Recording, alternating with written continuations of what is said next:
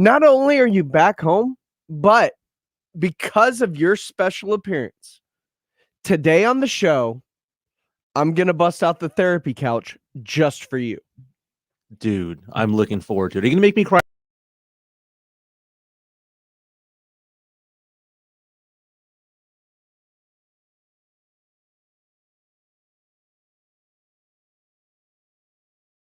I'm looking at it and I look at the Spurs because, we're far enough away. I don't want to make you cry about the Saints yet.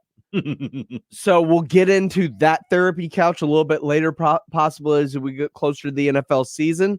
But with the Spurs, this feels like a really huge offseason for them. It feels like probably the biggest offseason of the San Antonio Spurs in the last 30 years. I agree. Right? I agree. And it's all about expectations. I mean, I don't know as a Spurs fan right now if I want to set my expectations so high myself. Man, it's a loaded draft, and at least the Spurs are drafting possibly in the 12 range. They have all this money, the third most salary cap money that they can spend. But at the same time, these are the Spurs. At the same time, we kind of have dinosaurs in the front office. At the same time, there's a certain way of doing things there. And man, you've already started. I'm already tearing up. It's 9:03, and I'm tearing up already. Okay. Well, we're also going to talk about the Dallas Cowboys. Defensive coordinator Dan Quinn spoke yesterday and had some interesting things to say. And a report came out from Jane Slater about the Dallas Cowboys and their, let's say, unwillingness to trade a certain player despite teams reaching out for him. And I want to know if that's a good idea or not on the Cowboys' behalf. Because I look at it and I go,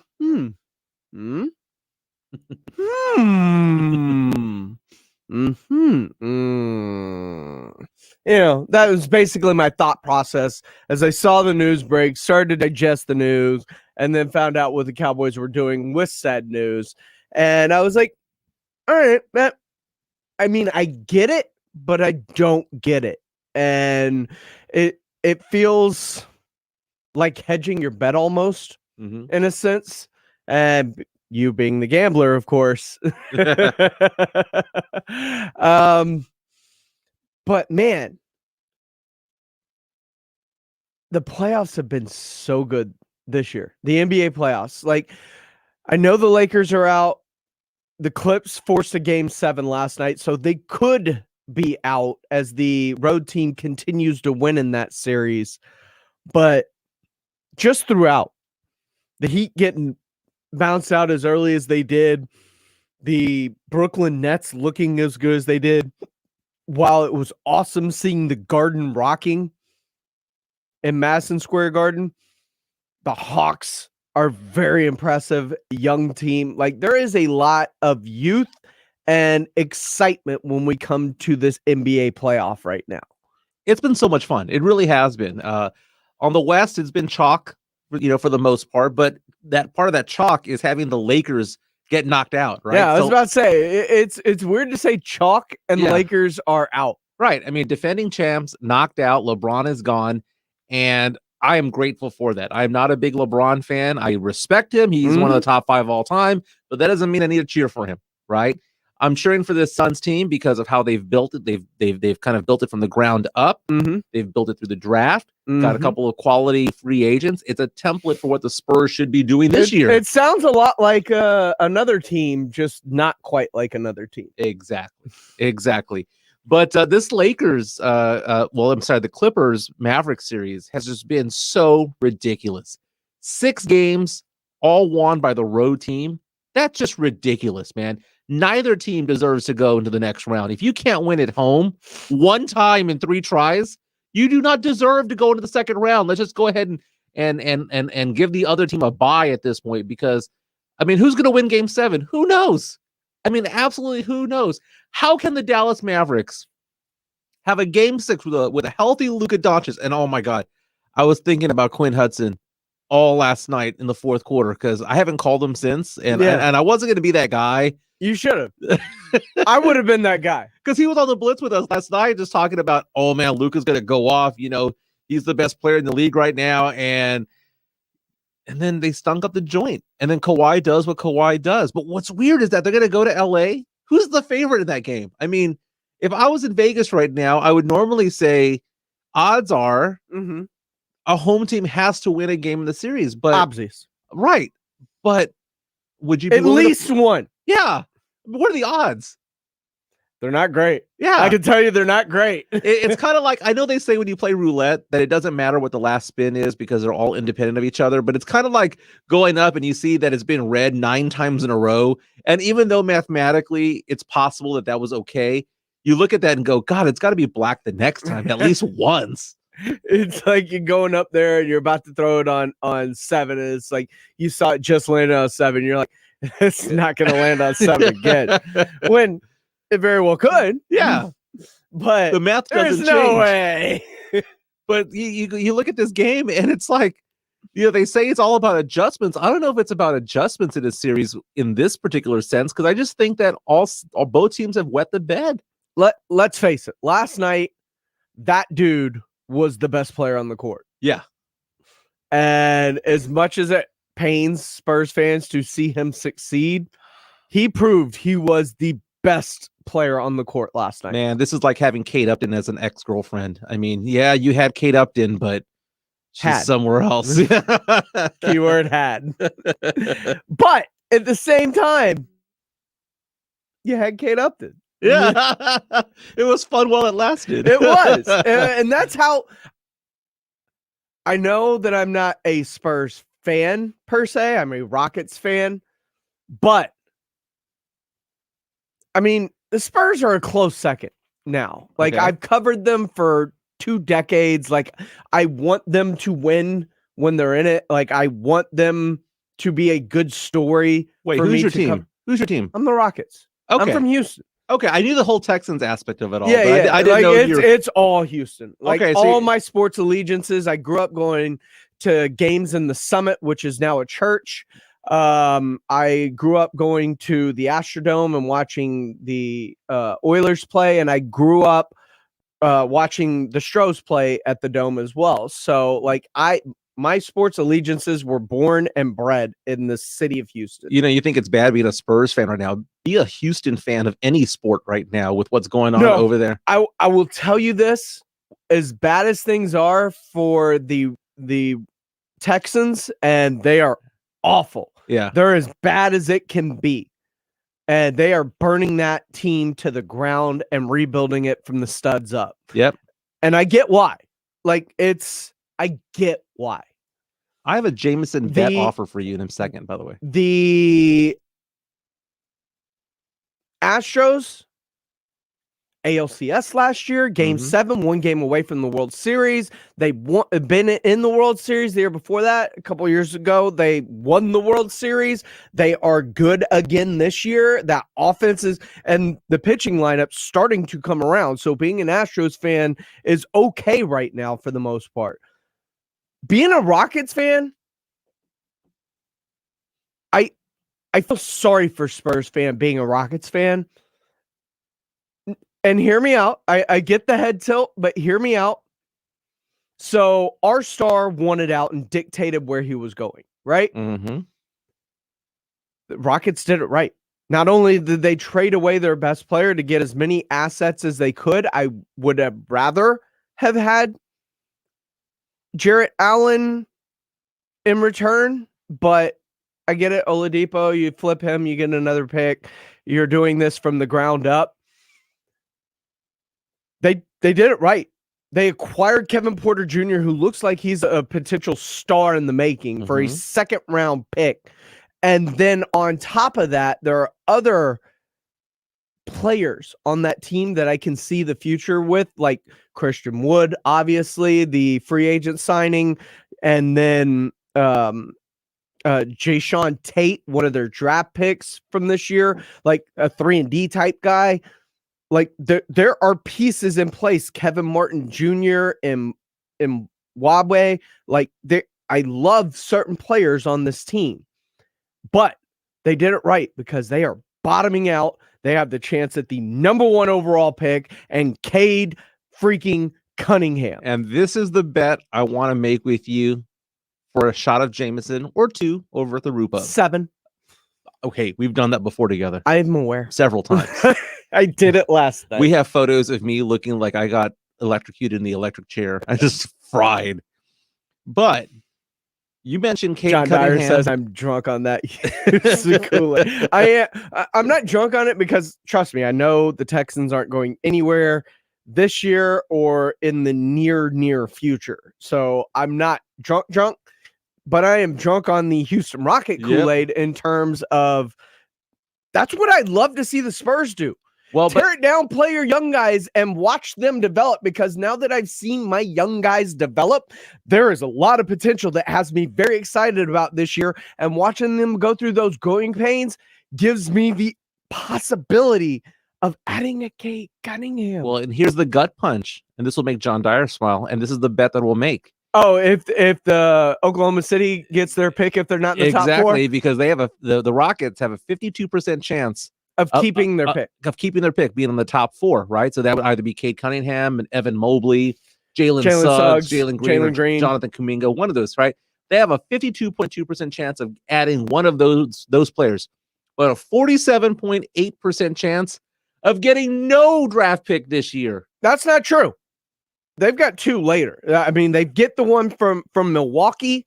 They get Milwaukee's pick, and they get Brooklyn's pick later this year. Okay, but that's far down the line. Yeah, but they get a 52% chance, you say, of getting no first round pick? No, of no lottery pick. No lottery pick. Okay, I'm looking at the possibilities here. They're still picking 3 times in the first round. You're right. They have a possibility of getting 18. They have a possibility of getting 23, 24. They're getting somebody, but they're not going to get one of the top 4 studs out there. So basically, the Rockets are playing roulette in the draft with those odds. John Dyer says.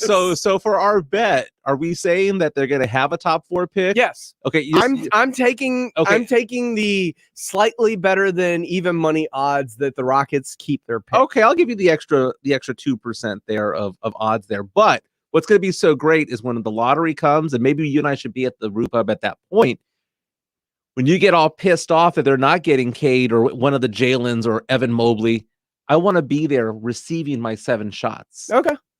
Because not only will you be just dejected and depressed about it all, you have to fork over some cash, to liquor me up. There you go.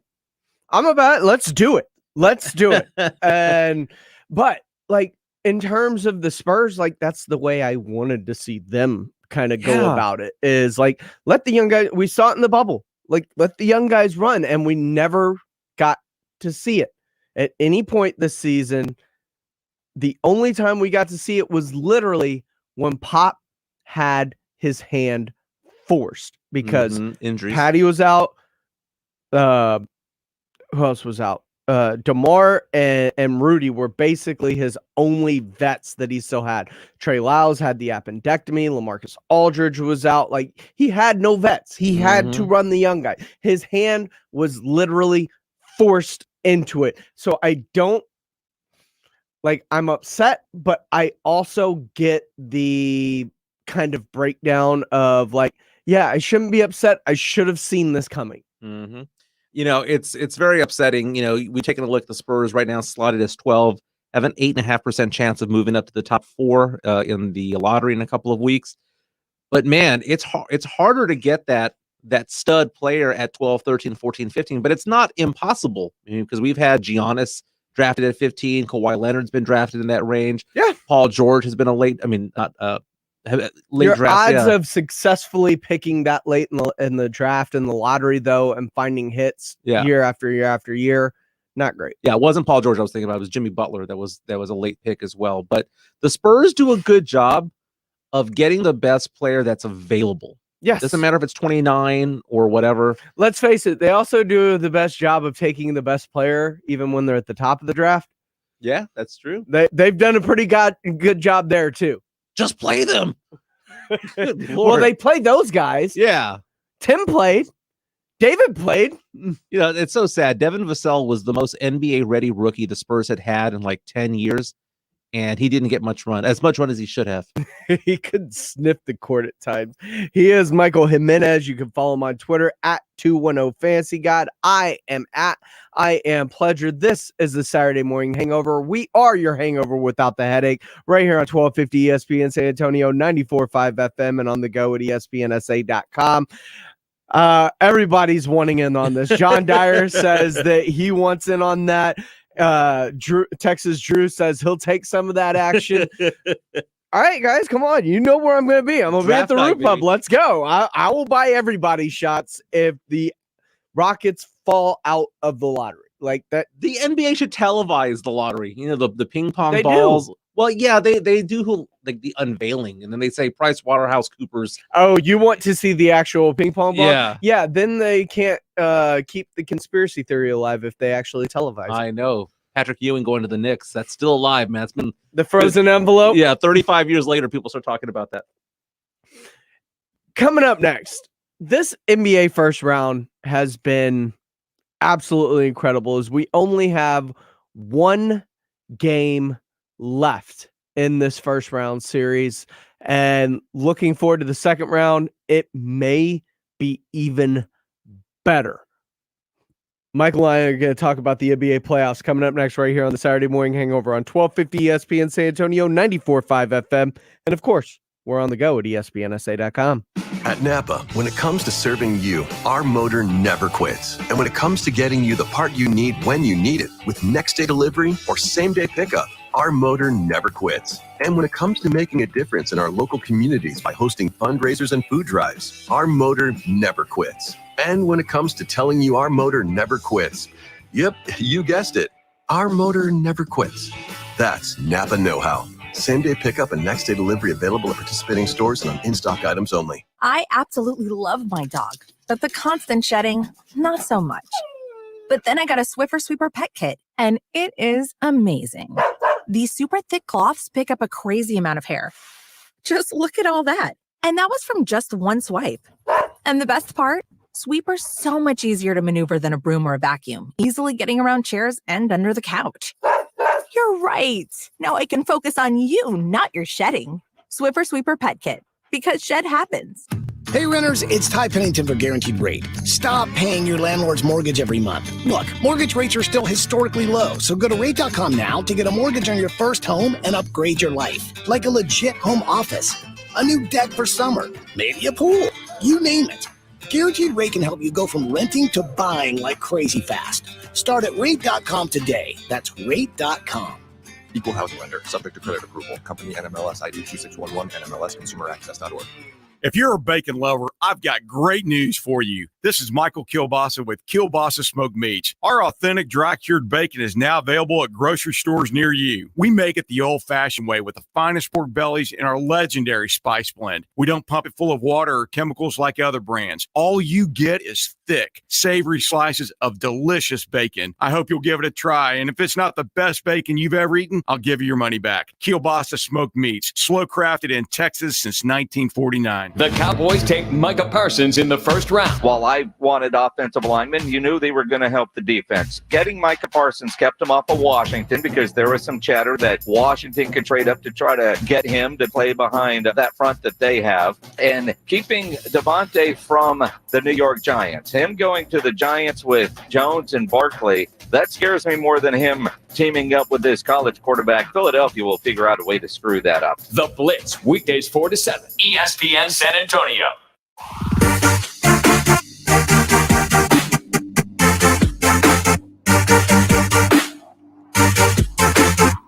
Welcome back into the Saturday Morning Hangover. We are your hangover without the headache right here on 1250 ESPN San Antonio, 94.5 FM, and we are on the go at ESPNSA.com. I am James Pledger.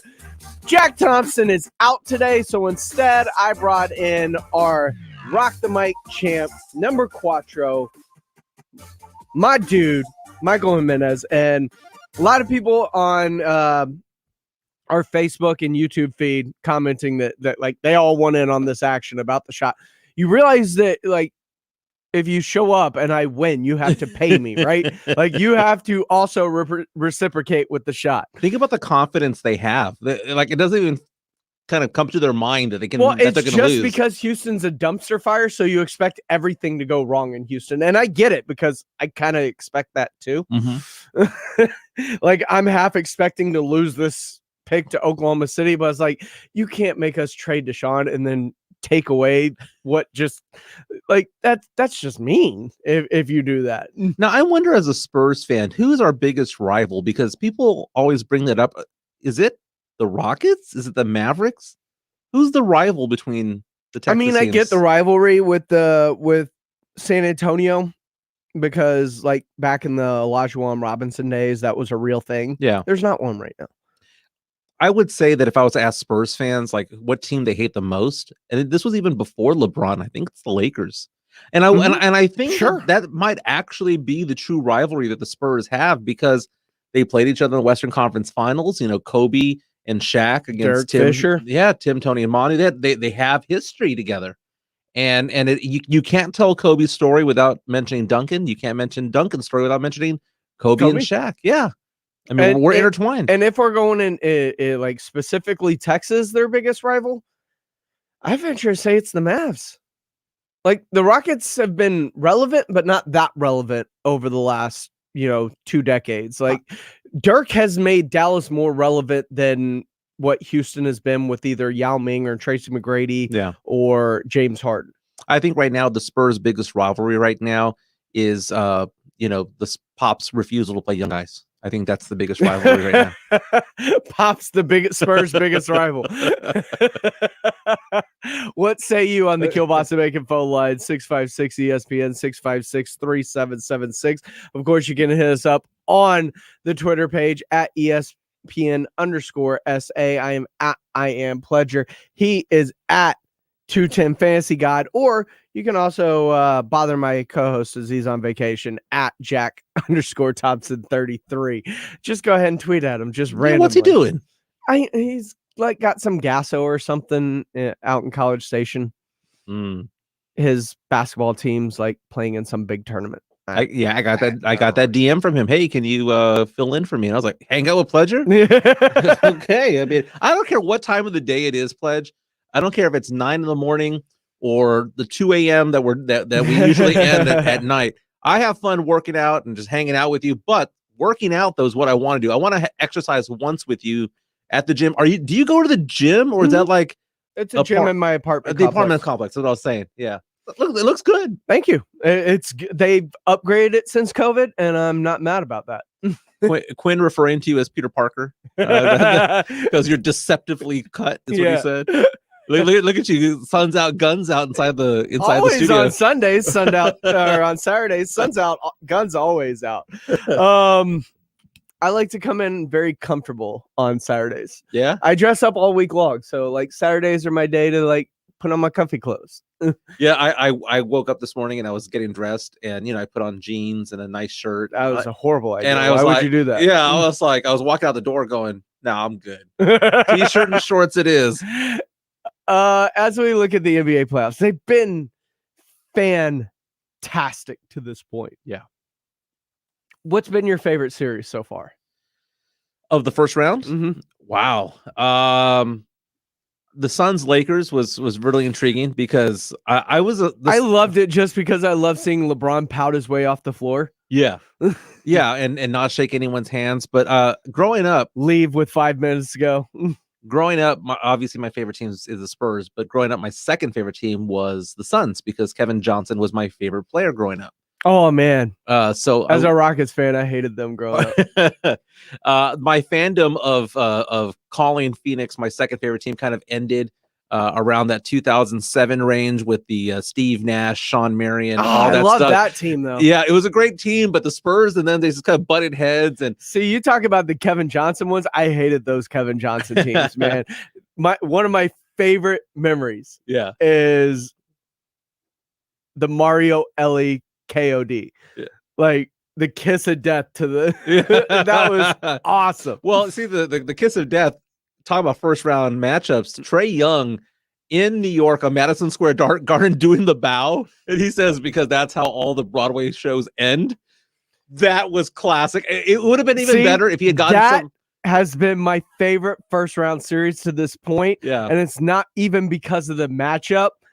Trae Young, the smack talk between the two, whether it's Clint Capella and Julius Randle, or oh man, calling them bullies and they're playing bully ball, but when the bully gets punched in the mouth, I love the Hawks. I love the Hawks so much. Like, they're low key, and yet another template for the Spurs to follow. It's so I know it's these guys letting young guys play and then supplementing veterans later. Like, and the coaching tree being from San Antonio, and wild theory, and Phoenix's coaching tree coming from San Antonio. It's a wild theory. I know, but I absolutely, like, when we were going through what should the team of the Saturday morning hangover be, back when RJ and I.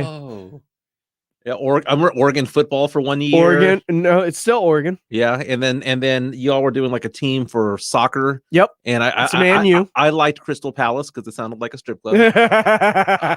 So it does. It really does. But when we were coming up with the basketball team, like, in the running were the Hawks and the Suns. Like, they were on the final cut list. But Ja Morant didn't end up in the Suns, so we didn't go with the Suns the year that they were supposed to pick high in the lottery and possibly get him, because they had the second worst record behind the Pelicans, who ended up grabbing Zion. But Memphis jumped up and ended up getting the 2 pick that year. So are you telling me that we need to pick a new team for the SMH? Yeah. So wait, I don't know the kids. I'm looking at the rundown right now. We're gonna have a segment called Cap No Cap. You're gonna have to fill me in as to what that means. Yeah, of course. So are you saying that, like, if we choose the Hawks, we become, I guess, what the kids call a Hawks stan? Did I do that right? A Hawks stan? Or I don't know. I don't know what you're talking about. I'll look up Urban Dictionary over the break. But yeah, the Hawks and the Suns were two of the teams that we were seriously considering. And the reason Phoenix was out was because they didn't land John Morant, because we had these grand plans of, like, getting Morant and Booker jerseys. Like, and then they didn't get Morant, and that kind of fell through. But I love their city uniforms, those Valley jerseys. Like, those are dope, and I would definitely rock those shorts the way we got our Celtic shorts. And what kept us from getting on the Hawks bandwagon more so than anything was the jerseys. Like, yeah, it's kind of boring. I'm not a fan. Like, neither one of us are a fan of those Hawks jerseys. You know, it's funny. I was watching the first round and of various playoff games, and my wife walks in, not a sports fan at all, but she saw the city uniforms of the Miami Heat, and she was like, "What is that? That is beautiful." Like, she was just amazed by that. But Andrew Hernandez coming in was saying, James Pledger doing his best Johnny Drama impersonation. He needs to say, "Victory!" God, I miss that show. I miss that show. So every year I go through all, like, 6 seasons one more time. I think RJ Ochoa does that too. Yeah. So is the Hawks going to be the team we're cheering for? We need to hug it out, you little bitches. Our friend of the show, Jeremy Piven. Yeah, he was on a couple months ago. And he follows me on Twitter. Really? Yeah. That's Jeremy Piven and I are like BFFs. That's awesome. So I loved him in Old School. I loved him in Old Dean School. Pritchard. I also loved him in The Goods. Dude, The Goods. So my wife got to hang out with Craig Robinson from The Goods last week. She went to Dallas, and the comedian Craig Robinson, also from The Office, was performing, and he went to high school with one of my wife's best friends, so they got to hang out. And but one of my favorite Craig Robinson / The Goods lines is, "No one tells DJ Request what to play." Yeah, it was great, man. That's one of those movies. It's The Goods with Jeremy Piven. Has that girl from WandaVision? What's her name though? The one who does the wink. Oh God. She plays Agatha Harkness on the show, but it's Catherine Hahn. Catherine Hahn, yeah, exactly. It's such a funny bad movie. I mean, it's like the best of. It's amazing. It's either the best. Those are kind of my favorite movies. Best bad movie or worst good movie out there. It's one of the two. It's like Anchorman. No, Anchorman's so much better. No, I'm aware that it's so much better, but in terms of like, this is just going to be insanely over the top and just corny. Like the story's not really there, but it's yeah. I'm trying to figure out the it's whole. gonna be an hour and a half of jokes to get you through. Yeah, they're saving a used car dealership. Oh, Rob Wiggles also Rob in that. Riggle is amazing. He's great. I love Rob Riggle. But as we look into these, obviously one of the best series has been LA Dallas, right? That series has been fantastic to this point. Does the road team continue to win? We're going into game 7. Yeah, we're going into game 7. Okay, let's say I have $100 and I got to put money on it. I'm just going to go ahead and say that Kawhi's going to take it. I just think if you ask me, no faith in Luka. It's not that, man. It's just it sounds like that. It's a broken clock is right twice a day type of thing. In the sense that what are the odds that both LA teams get knocked out? They were both the favorites for the Western Conference Finals all year long. What are the odds that they both get knocked out in the first round? What are the odds that I don't know, but I want it to be high. Exactly. What are the odds that road team wins all 7 games? I mean, that has never happened. We will never see that happen again. So I'm just saying that just mathematically and just how things flow, the home team has to actually win in this game. And Kawhi is Kawhi.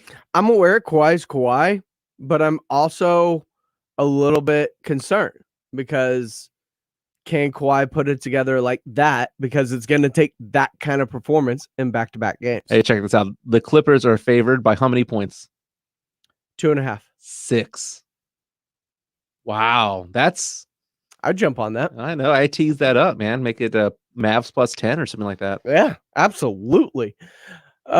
Speaking of the playoffs, the second round is going to be incredibly intriguing because Milwaukee may have looked like the best team in the playoffs through the first round. Yeah, Bryn Forbes going off. I know, man. It's amazing what shooting can do for a team.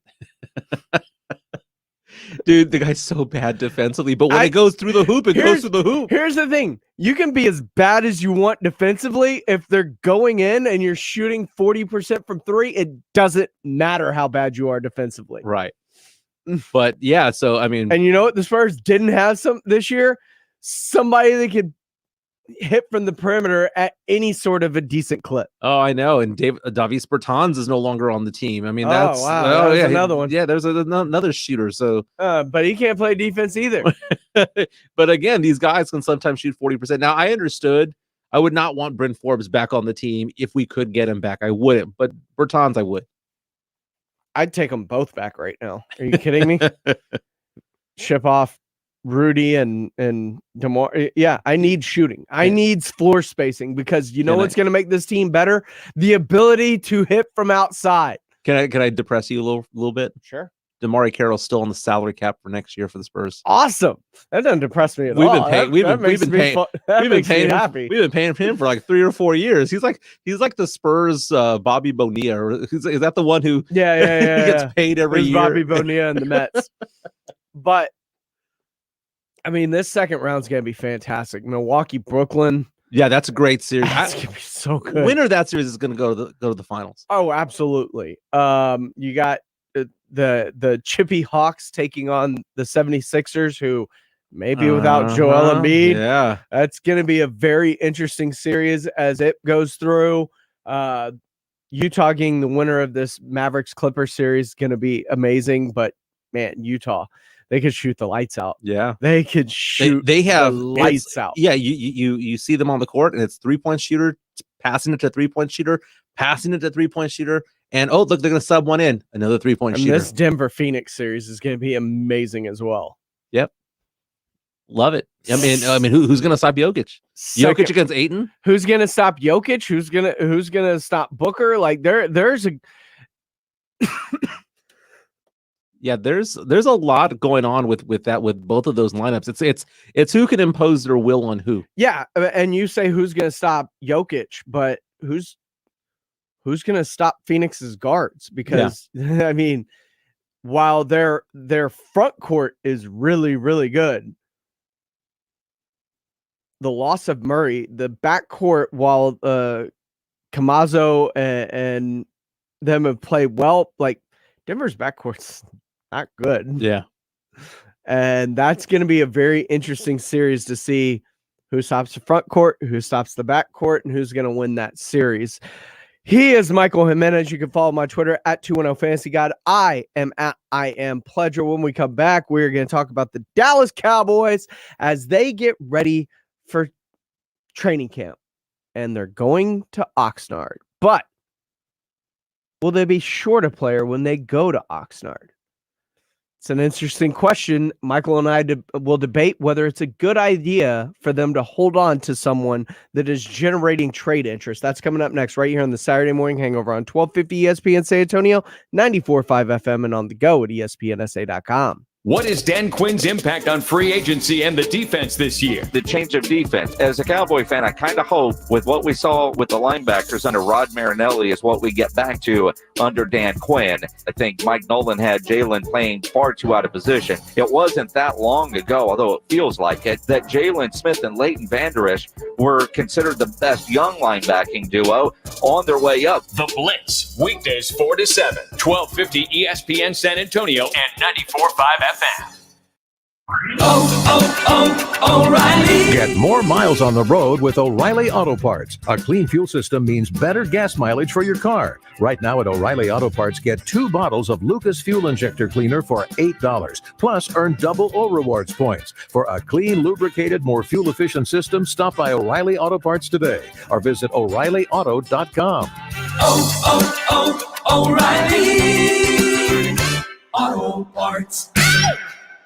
We all like things to be easy and convenient, and New Brakes has done that with brake repair. Jason Minix here for New Brakes, nubrakes.com. They're a mobile brake shop. They will come to your home or office or wherever you are and fix your brakes. If your brakes are bad or going bad, go to nubrakes.com and schedule your repair. New Brakes provides convenient and affordable brake repairs, and they only fix brakes, so you won't get the upsells like at a traditional repair shop. Most repairs are done in less than an hour. New Brakes uses premium brake parts, and they back all repairs with a 24-month, 24,000-mile warranty. If your brakes are squeaky or grindy, go to nubrakes.com. Schedule your repair. Save 10% when you mention my name or ESPN San Antonio. nubrakes.com. Busy at work or just relaxing at the house, you continue to do what you do while New Brakes fixes your brakes. They're great at what they do. Go read all their 5-star reviews and schedule your repair at nubrakes.com.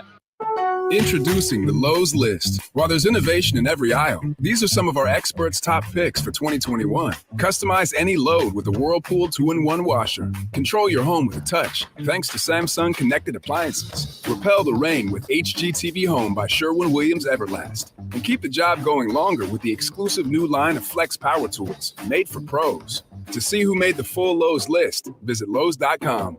Lowe's, home to any budget, home to any possibility. Ty Pennington with Guaranteed Rate. When building a house, you have to get the math exactly right. Something feel off center? Check the math. Same thing with your mortgage. How much could you save switching from a 30 to a 15-year fixed? Check the math. You won't believe how much you could save on interest payments. Let's just say it's some good math. Refi at rate.com. That's rate.com. Savings of any vary subject to credit approval. Call 866-934-7283 for cost information. Equal housing lender. NMLS ID 2611 and NMLSConsumerAccess.org. Introducing the Lowe's List. While there's innovation in every aisle, these are some of our experts' top picks for 2021. Customize any load with the Whirlpool 2-in-1 washer. Control your home with a touch, thanks to Samsung Connected Appliances. Repel the rain with HGTV Home by Sherwin-Williams Everlast. And keep the job going longer with the exclusive new line of Flex Power Tools, made for pros. To see who made the full Lowe's list, visit Lowe's.com. Lowe's, home to any budget, home to any possibility.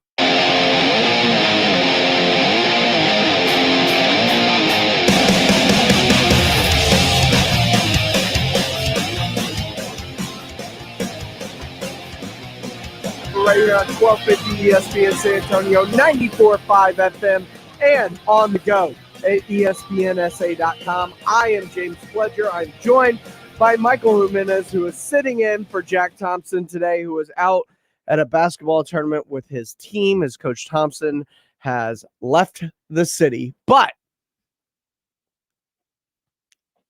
the Dallas Cowboys are getting ready for training camp. here in about a little over a month. They made a ton of moves this offseason. They acquired Micah Parsons in the first round, Jabril Cox in the fourth round. Then they, after the draft, declined Leighton Vander Esch's fifth-year rookie option worth $9.1 million, meaning he is going into his final year of his contract. There's a lot of moves and a lot of writing on the wall that says the Spurs or the Cowboys are moving on from a linebacker, whether it's Jalen Smith, whether it's Leighton Vander Esch, whether the moves this offseason say the Cowboys are ready to make a move at that position. And teams around the league feel the same way that I do. So they have been calling the Dallas Cowboys and asking them about a trade for Leighton Vander Esch, according to Jane Slater of the NFL Network. But the Cowboys are happy with Vander Esch and that they are going to hold on to him. Is this a good idea, Michael? No, it's not.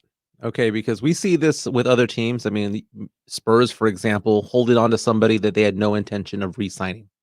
They could have gotten Spurs could have gotten somebody. But Steven said they have every intention of re-signing. Yeah, but really? I mean, all the faith in the world by not picking up that extension, right? Mm-hmm. Or that option. The way that the Cowboys drafted this year shows that they're beefing up their linebacking core. Michael Parsons is going to be a very, very good player. They signed Keanu Neal and are transitioning him to linebacker. And Jabril Cox was a steal for them in the fourth round. Yeah, exactly. in the fourth round.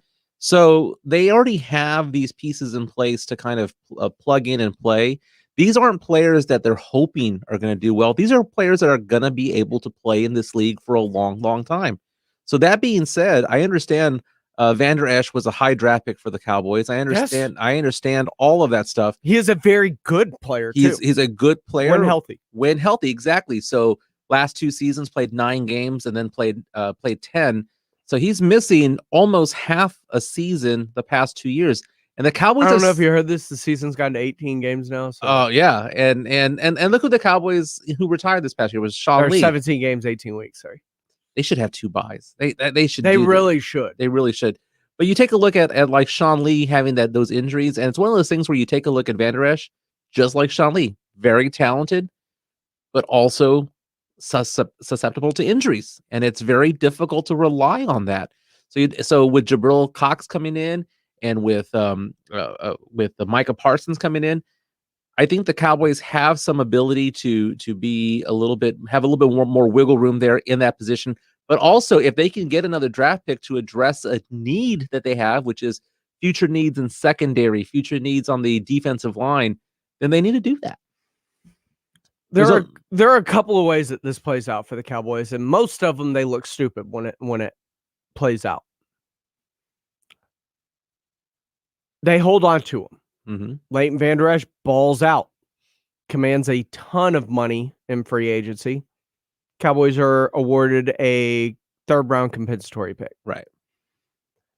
He gets hurt again. Likely diminishes his value on the open market. Maybe you can re-sign him for cheap. Maybe he just goes somewhere else to prove himself. He just has a bad year. There's no reason to re-sign him. Mm-hmm. And you don't get anything for him. Sounds like a lot of bad options there. I mean, the best option is the compensatory 3rd round pick if he balls out. Right. But if he balls out, the Cowboys probably play well defensively.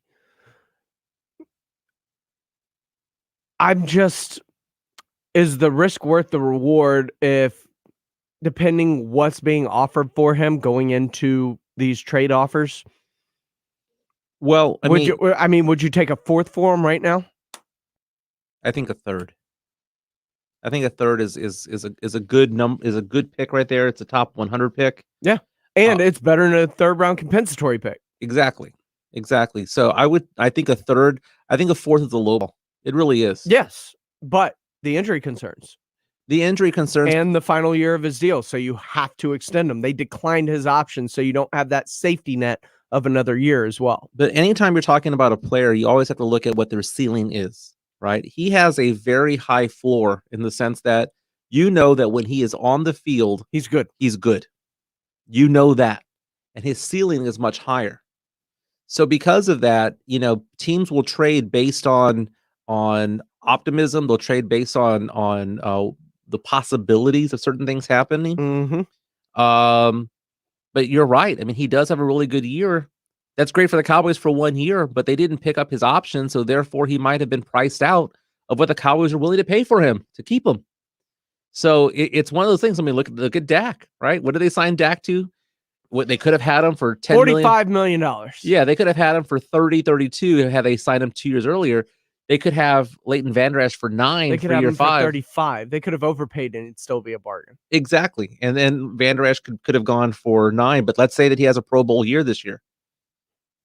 And all of a sudden the Cowboys are sitting there having to pay him twice as much or watch him leave for a third round pick. Remember, it was 2 years ago that the Cowboys had the best linebacking core in football next to that of likely the Panthers with Davis and Kuechly. God, so much fun. This is 2 years ago. Less than 100 days away from the start of the season. I see what the Spurs do, holding on to their players longer than they should. And I think the Cowboys also don't want to be proven wrong. And I think that kind of hubris drives some of their actions sometimes. What would Bill Belichick do? Just ask yourself that question, because he would have been gone tomorrow had that happen. Yeah, I'm with you. I would totally move him, and if I can get a third or better for Leighton Vander Esch, I would probably move him. Yeah, just because he is so obviously not in your future plans right now. Again, they didn't pick up the option, which is they sent what this, makes it. Not only did they not pick up the option, but they drafted his replacements. Yeah, not once, twice.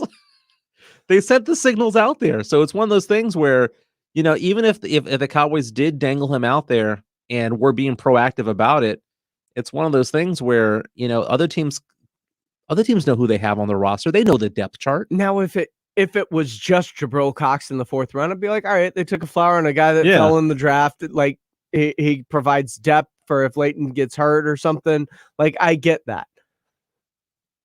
But when you go linebacker in the first 130 picks. Yeah. I can't believe Jabril Cox was available in the 4th round. I can't either. I remember when they picked him and I was like, oh my God, that stud was there in the 4th round. Cowboys got a steal. And what I respected about the Cowboys draft this year was that it wasn't necessarily for need.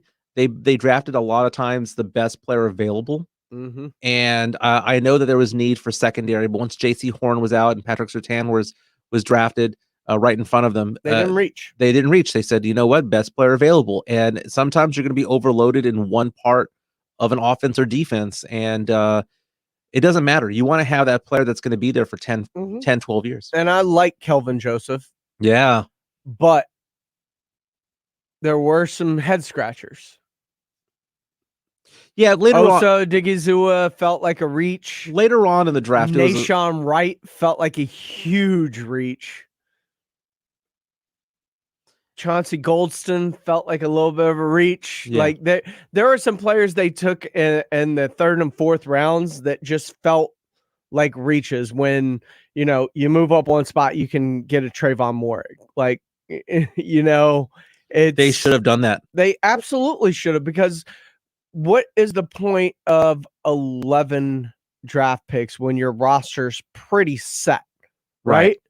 Like, use that capital to maneuver around the draft to target the guys you actually want. I mean, I think it happened back to back. I mean, we talk about how Cowboys got the best player available, but they could have moved up to get Surtain or J.C. Horn, right? And then Mo Rig in the 2nd round went right before them. I remember tweeting about that, going, man, I cannot believe he's going to drop to the. Yeah, they let him fall.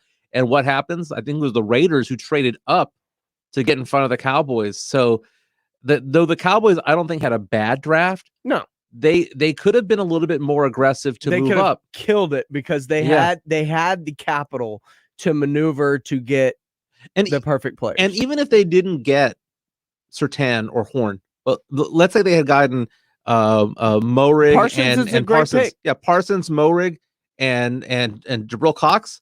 That would have been an A+. No matter the reaches they did elsewhere, just having those three players in there would have been an A+ draft for Cowboy fans. But I don't know why they didn't just trade a 5th round pick to move up 2 spots. You knew that there was going to be somebody that was going to want those players. I mean, players don't fall too far from where they're slotted. Mm-hmm. And people know what you need on your team, and they're going to take their chance and be like, this is the team I've got to get in front of. Right. He is Michael Jimenez. You can follow him on Twitter at 210 Fantasy God. I am at I Am Pledger. This is the Saturday Morning Hangover. We are your hangover without the headache. Coming up next year on the Saturday Morning Hangover, Cap No Cap, as we close down the first hour of the show. The Post Up with Brandon Medina and Jack Thompson. All your hoop needs. Fridays at 7 after the Blitz. From the NBA to college hoops, as well as the major culture's basketball influences, like sneakers, movies, video games, and more. The Post Up with Brandon Medina and Jack Thompson. Fridays at 7 after the Blitz. 1250 ESPN San Antonio, 94.5 FM, and on the go at ESPNSA.com. ESPNSA.com.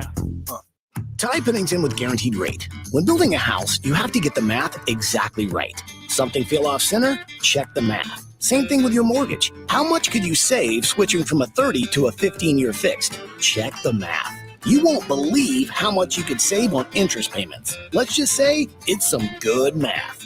Refi at rate.com. That's rate.com. Savings of any vary subject to credit approval. Call 866-934-7283 for cost information. Equal housing lender. NMLS ID 2611 and MLSConsumerAccess.org. Slackers Sports and Arcade Bar. Your home to 7 days a week happy hour. Come eat, drink, and socialize safely at all 4 Slackers Sports and Arcade Bar locations. And now you can join us bright and early at the newest location, Slackers Medical Center. Now opens at 7 a.m. to serve our valued medical community. Nurses, doctors, frontline workers, and staff, we thank you. Slackers Medical Center at Fredericksburg and Medical Drive. Visit slackersbarssa.com for more info. Slackers Sports and Arcade Bar, now with 4 area locations to quench your thirst.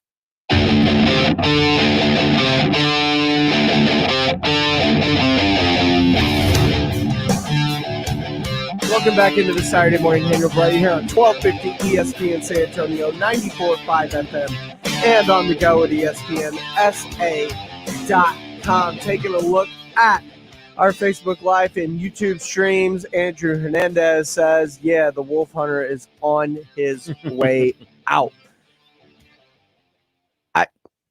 It just feels like Leighton Vander Esch is on his way out of Dallas, and now you are not going to get anything for him in return, and that feels like a miss, in my opinion. It feels like a miss to me. Other misses. What's the last thing you saw on Netflix or streaming or movie that felt like a miss? Ooh, that felt like a miss. Yeah. Movie that you were going to watch that it was a miss. Maybe it was something like, that had been hyped up to you. It's kind of funny because it felt like a miss early on, but it actually became really good later on. So, Schitt's Creek was when I first saw it. The first 2 seasons were so slow. I kind of equate it to like those old SCHITTS. Correct. Apostrophe S. Apostrophe S. Yes. So in you just FCC, just covering my bases. There you go. Hey, I mean, it won Emmys and they announced the name. It just is what it is, right? But when you go on and watch that show, if you haven't seen it before, the first season and a half, 2 seasons, it's kind of difficult to get into. Mm-hmm. And then it turned in season 3 and 4, and it became really good. And then 5 and 6 were just brilliant. But I just remember all these people telling me, hey, it's really good. It's really good, really good. And I'm there going, season 1. Do you know what? I'm struggling with The Office. Really? Yeah, I'm on season 2 right now, and I haven't laughed once. It's kind of like Really? it's kind of like Friends to me. Now I've seen later episodes because I stumble upon it on Comedy Central or something like that, and I see characters that like Ed Helms Mhm. and Mindy Kaling and Craig Robinson Yep, that all come into the show. that all come into the show, and it seems to be funnier. But as far as trying to like move my way up, going through the seasons, Yeah. like do I just skip The 1, 2, Jim and 3? Pam thing. Yeah, do I skip 1, 2, and 3 just to get to 4 and start from there? No, I mean, I wouldn't. Like, you just got to trudge through. But I'll tell you what's not a miss. If you're looking for something like The Office to kind of catch your curiosity and tickle your funny bone, Community.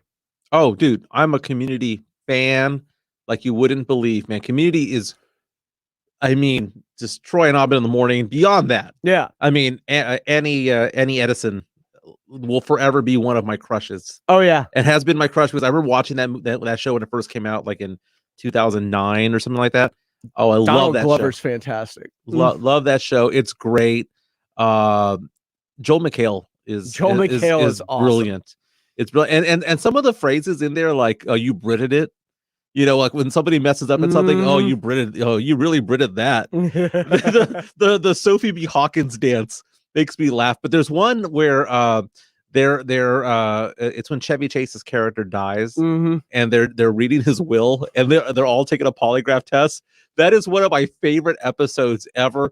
Beyond that, the paintball ones, the 5-sided die, or the 12-sided die, like the multiverse aspect. Like, I love that one.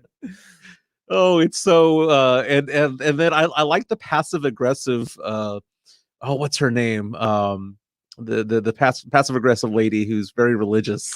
Oh God, what is her name? Yeah, so that's so nice. Yeah. No, that is a fantastically well written show. Yeah, and you can tell when the showrunner left and came back on. Yeah. And even the late season of Community it's like an acquired taste. It's not as good. It's different, but you kind of have to like go, okay, they were trying to land the plane. But besides that, right now I'm trying to get into Lucifer. Okay. And so I'm not a bad show. I'm like 4 or 5 episodes into that show. But all this normal shows that I watch during the week that are like on, normal. I am somebody who still watches stuff on ABC and CBS and all that, but we're going into that part of the season when, the season episode or the final episode of the year is coming on. So I need to find new shows. I want to start Jupiter's Legacy on Netflix. So I've heard really good things about it. I kind of want to start that, but I know Loki's coming on Wednesday. So I know like part of my attention's going to be all drawn up in that series once that starts. So maybe after it's over, I'll dive into Jupiter's Legacy. I've gone through all the American Horror Stories, all the seasons of it. Love it. And any of that FX some stuff. of them are miss. Yeah, but more of them are hits than not. I mean, like my wife and I didn't like the hotel one. But some of I wasn't a fan of the like summer camp one. The summer camp one I thought was funny. I mean, it wasn't scary; it was more funny. But I like Asylum. That's a really Asylum good one. Was really good. The circus one, whichever one that one was, that was a really good one. Sideshow or whatever it was. Yeah, and so yeah, good times, man. Oh, People versus O.J. Simpson. I went through that the other day. The Gianni Versace one. So all of those, because it's all the same actors. The Versace one was really good. Yeah. He is Michael Jimenez. This is Sports Center. Hello. And James Pledger. This is the Saturday Morning Hangover right here on 1250 ESPN San Antonio, 94.5 FM, and we are on the go at ESPNSA.com. The baseball summer, and the San Antonio Missions are back on at the Wolf this Tuesday for $2 Tuesday. The Missions battle the Midland Rockhounds. Come out and enjoy $2 tickets, parking, beer, and sausage wraps. Gates open at 6 p.m. with the first pitch at 7:05. Go to samissions.com for tickets and details. That's samissions.com. Wolf Stadium is now open to 100% capacity for Missions baseball. Let's get back to fun. Play ball! Listen to this station anytime, anywhere on Odyssey. Odyssey is your new audio home for all the music, news, sports, and podcasts that matter to you. Odyssey. That's AUDACY.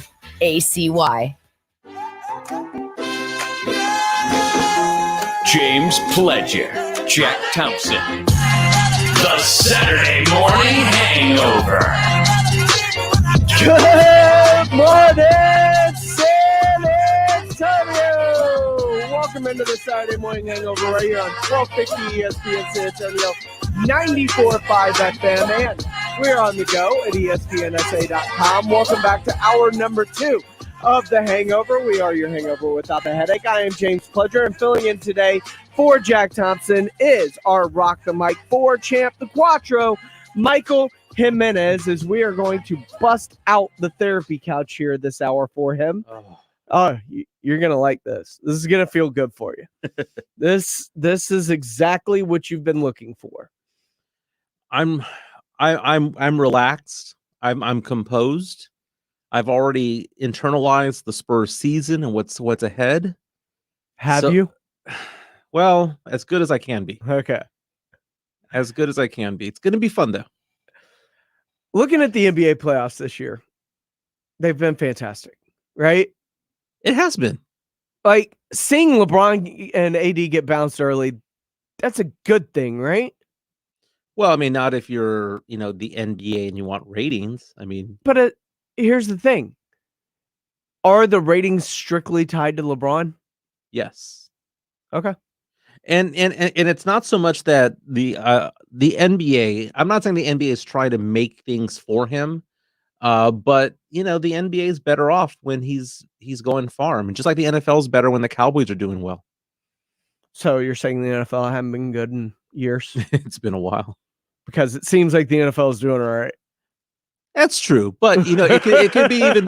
It's like the Yankees in baseball, the Cowboys in football, the Lakers / LeBron in the NBA. It can be good without them, but it's even better with them in the mix. Here's the thing: is there such a thing as fatigue? LeBron fatigue? Yeah. I think there's LeBron fatigue for the diehards in many ways, but even the non-diehards, because he's literally always there. No, I don't think so. I mean, Tom Brady, there's no fatigue of him yet. But he's not there every year. Almost. It feels like it. I get it. Yeah. But LeBron is literally there every year. Yeah. I think that the fatigue right now that's setting in is something that started through LeBron, which is the super teams. Mm-hmm. Okay, because like the Golden State Warriors were not a super team. They drafted Draymond. They drafted Klay Thompson. They drafted Steph Curry. Mm-hmm. So they had to be admired and respected for what they did. Mm-hmm. Even though it became a super team when they got Kevin Durant. It's a super team the way that the Spurs were a super team initially. Exactly. So you take a look at what's going on with all these super teams going out, like in Brooklyn, with the big three. Not even big three over there. It's like big nine. They've got all these players out there at Brooklyn. Like Griffin, Joe Harris. Exactly. I think there's some fatigue for that because it's turning into what Major League Baseball is. Right now with Major League Baseball, and it has been this way for the last 20 plus years, which is probably why I don't watch it as much anymore. The haves and the have-nots. Exactly. And it's interesting when you take a look at like the salary cap that the Spurs have. I know a lot of people are on Twitter saying, well, what if the Spurs don't spend any money? They have to. There's a minimum cap level. They have to spend at least 40 of the 57 or whatever they've got there. Doesn't mean that they have to sign people to long-term contracts, but they do have to spend 40 because there's a minimum salary cap. So the fatigues out there though is that it used to be where the teams and the front office dominated and had the control, but the control switched with LeBron into it became player-centric, and they are colluding with each other. I mean, there are rules against collusion. What? But man, these guys are colluding with each other big time. Players are colluding with one another? I know. It's amazing. I mean, I don't believe it. Next thing you know, you're going to tell me Johnny Football was taking money while he was at A&M. Dude, that was a great podcast. I got lost in that whole hour and a half of podcasts that he was with Barstool Sports talking about all the things that he did at A&M while still playing there. And he goes, they can't take my trophy away. I did it after I won the trophy. Mm-hmm. Right. Yeah. Yeah. NCAA can't retroactively do anything, right? If I'm an Aggie fan, I'm a little bit concerned.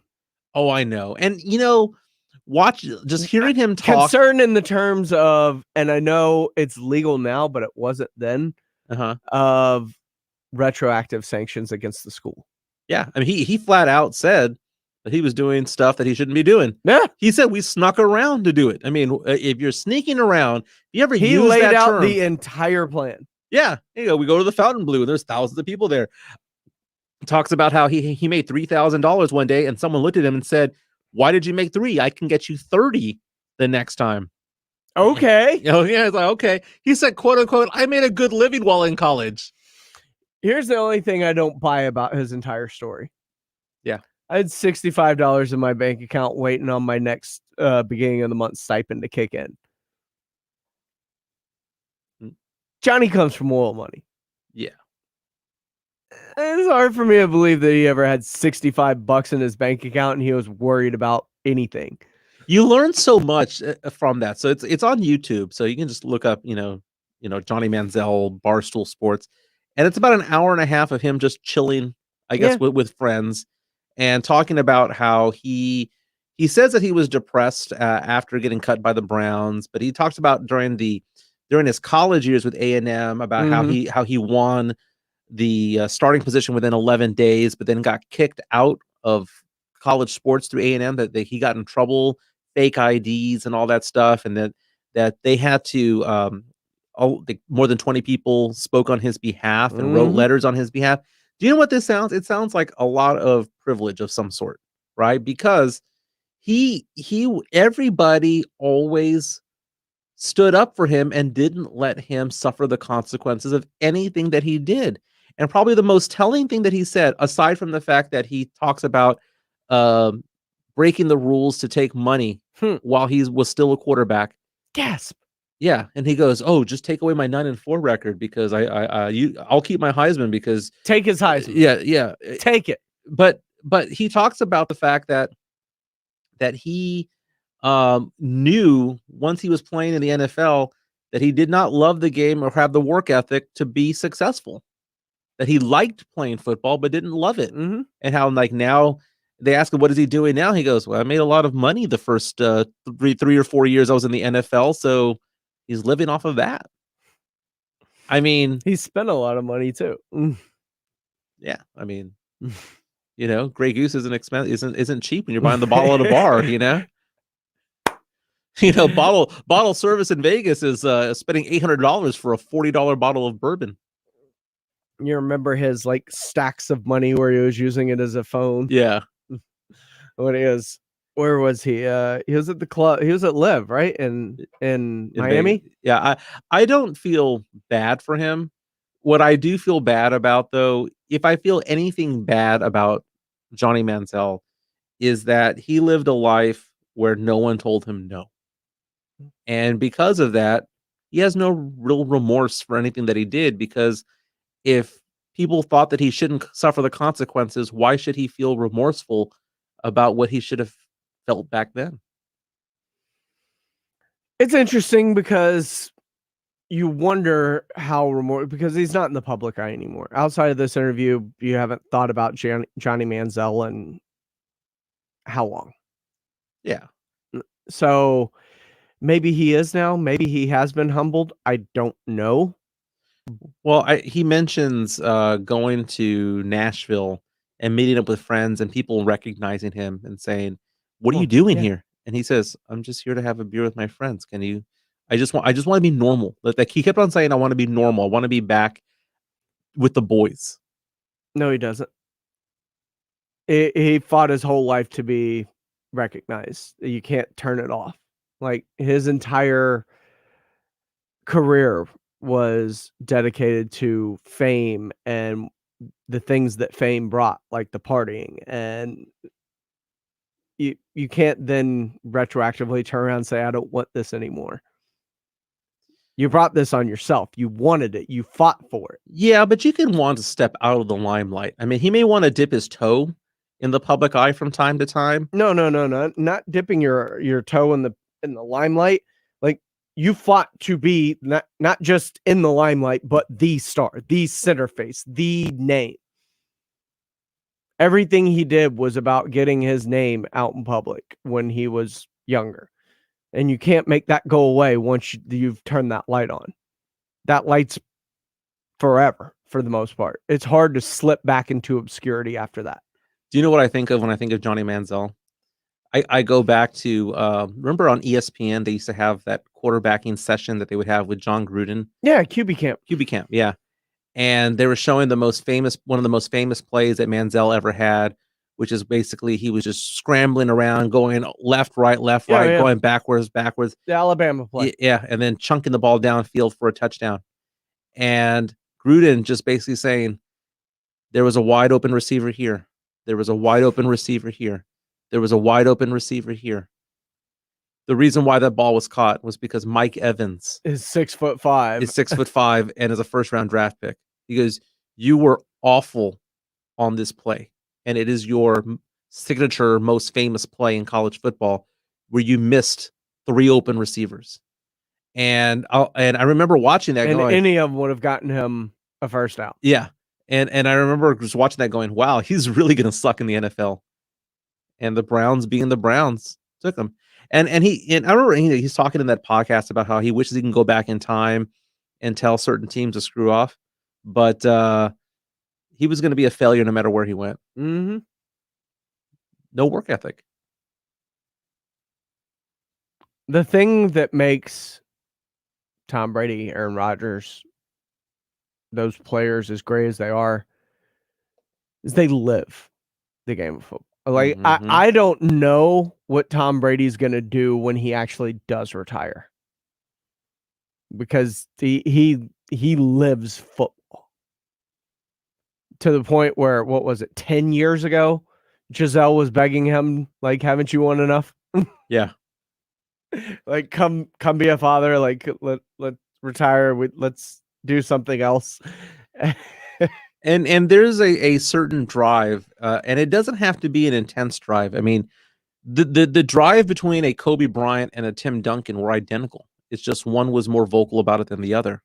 Tim obviously had a drive to be successful, and so did Kobe, and to an extent, like LeBron and Jordan and all that. And in the NFL, it really, I mean, Brady's on a whole other level when it comes to intensity.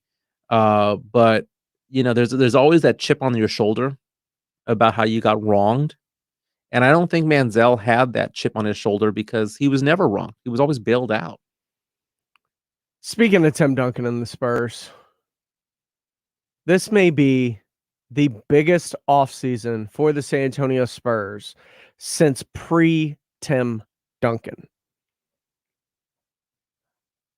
We're going to look back at the season. We're going to look forward.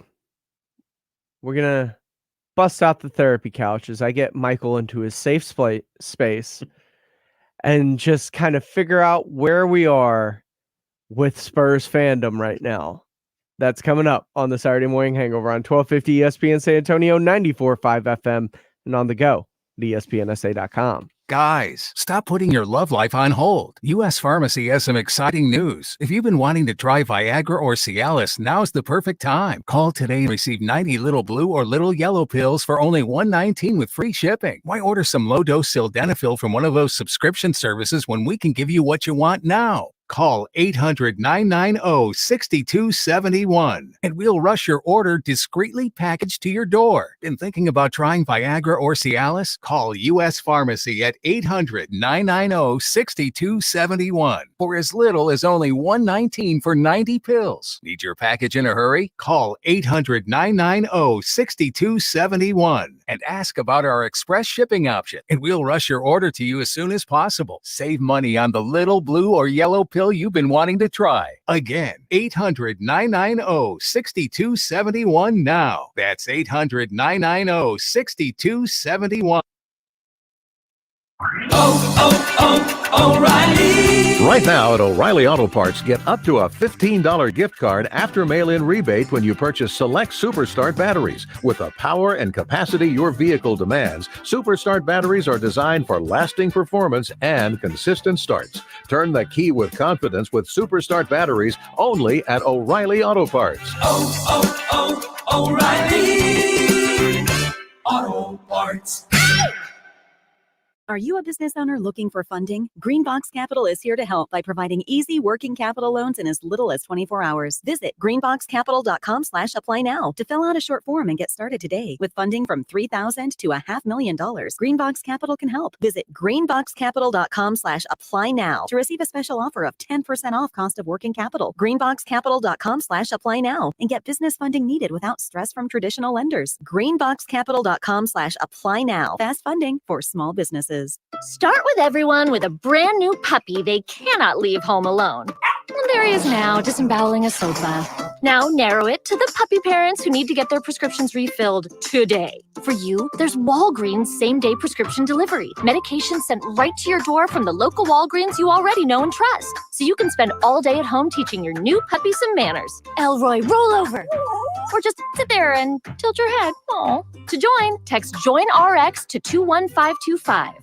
This station runs on four things: sports, The Spurs, the Cowboys. We're talking Texans. caffeine, Where's the coffee? sarcasm, Yeah, peace. I love peace. I'll be out of a job with peace. and inappropriate thoughts. The one big area he should dominate.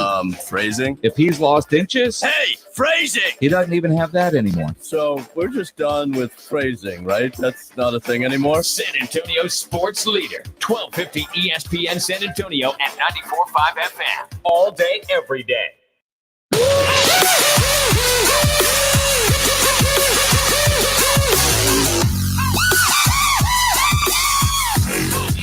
Welcome back into the Saturday Morning Hangover right here on 1250 ESPN San Antonio, 94.5 FM, and we are on the go at ESPNSA.com.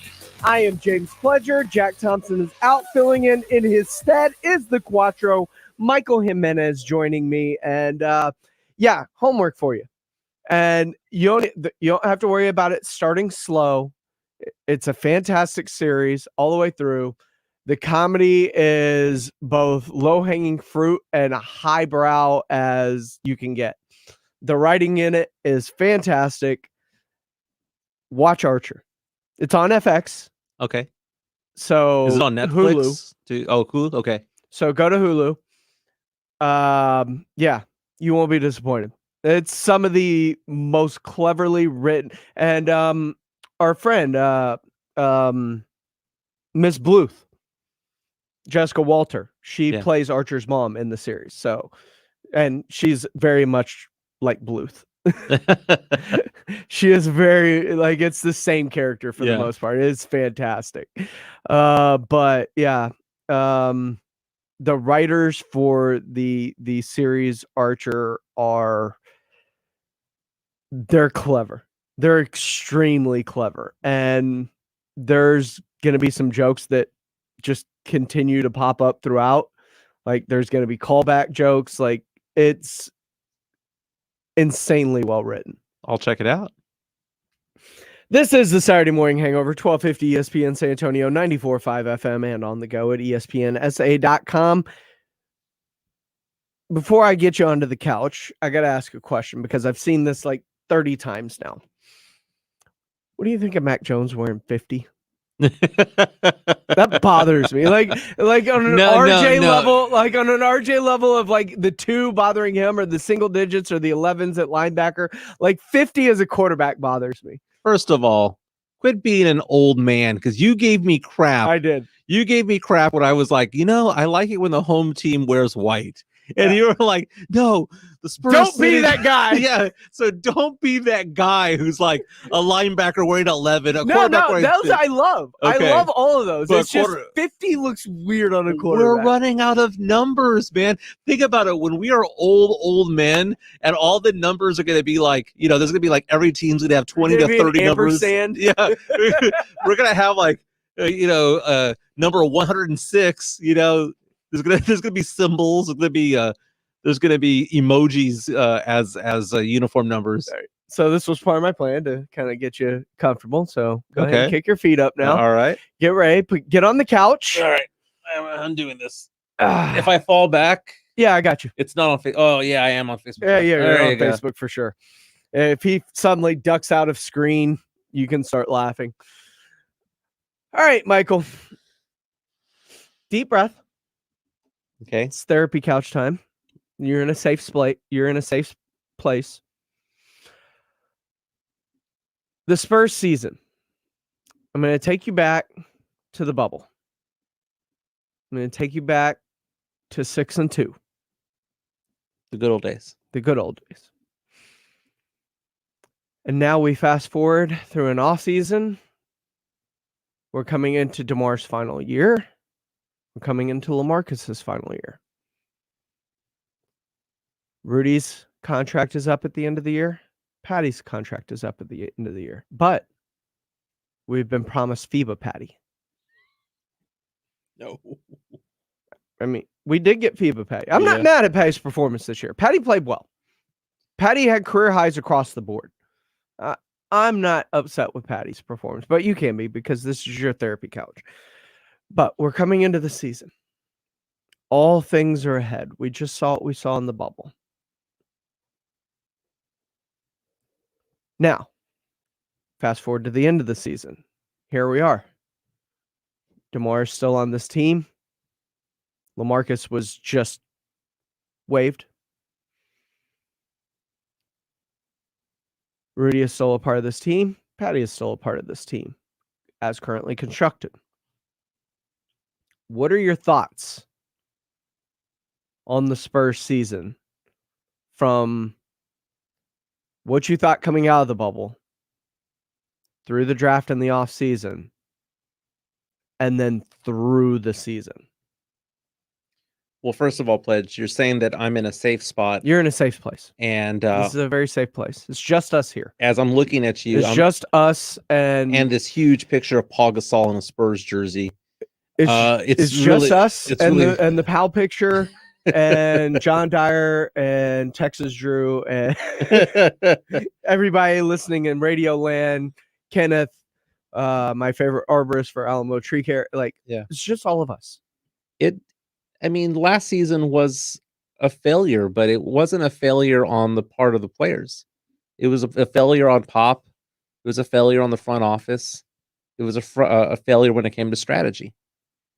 Coming out of the bubble, 6-2 in that bubble, a fun team, without Patty Mills, without LaMarcus Aldridge, and you're like, okay, coming out of there, you're thinking to yourself, wow, LaMarcus doesn't fit this team anymore. He has trade value. But DeMar did. DeMar did, yeah. But the first mistake, obviously, was that they entered the season with still LaMarcus Aldridge on the roster, and they couldn't find a trade partner. But they picked up a Devin Vassell. Yeah, and that was a good pickup because at that point in the draft, there was two really good players left, and it was Devin Vassell and Tyrese Halliburton. So you can't fault them for that. They picked the right player. So now you have a good rookie who's probably the most NBA rookie that the Spurs have had in more than a decade, joining the team that was really doing well in the bubble, that was fast paced, that was athletic. And then we come out here and Pop does that thing where he relies on 10 and 12-year vets. And meantime, we're going into the playoffs now, seeing teams playing their young guys and having them learn on the court. And it just kind of seems like the Spurs coaching philosophy is very antiquated. Spurs are very good at player development. Spurs are really good at identifying talent in the draft. But I think that they did draft Lucas Samanic before Keldon Johnson, so they have an eye for talent. They lucked into Keldon being there still at 29. They so lucked into that. They completely lucked into it. I mean, I was looking this past week at the mock drafts from 2019, the final ones from like ESPN and Bleacher Report. They all had Lucas Samanic going in the second round. So for the Spurs to jump up at 19 to grab him, they had to have seen something. But and we've seen him do well in Austin, but for some reason the Spurs, bring him up, and then they expect him to do well after sitting there cold for 3.5 quarters. Could it be a confidence issue with Luka? Could it be the fact that he's he said so, that it is a confidence issue, but you do not give somebody confidence. Do you know what I think it is? I mean, ultimately it's this, and if I have any hope from this week, was seeing Mike Krzyzewski announce his retirement, saying this is my last year.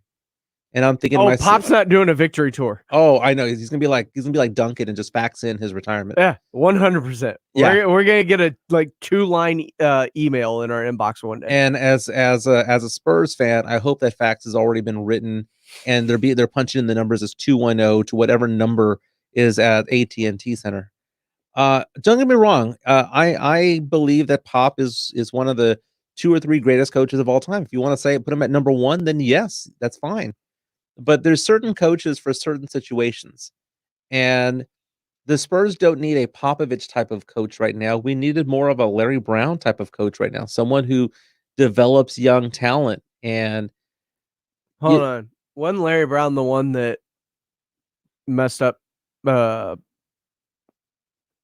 it Darko Milicic or? Oh, there you go. Yeah, 2004 draft. Wasn't he the one that took him at 2? Couldn't instead of Carmelo, Dwayne Wade, or Bosch. Yeah, good times. Okay, I was just making sure that I've got the right coach that you're trying to get in the building. Yeah. Well, no, but what I'm saying is that player development, player drafting is fine, but it's just how do you develop a team, and how do you develop a team that doesn't have a star, and there's a reason why Phil Jackson didn't coach teams that were up and coming. He was good at managing egos and great talents and letting them do what they do.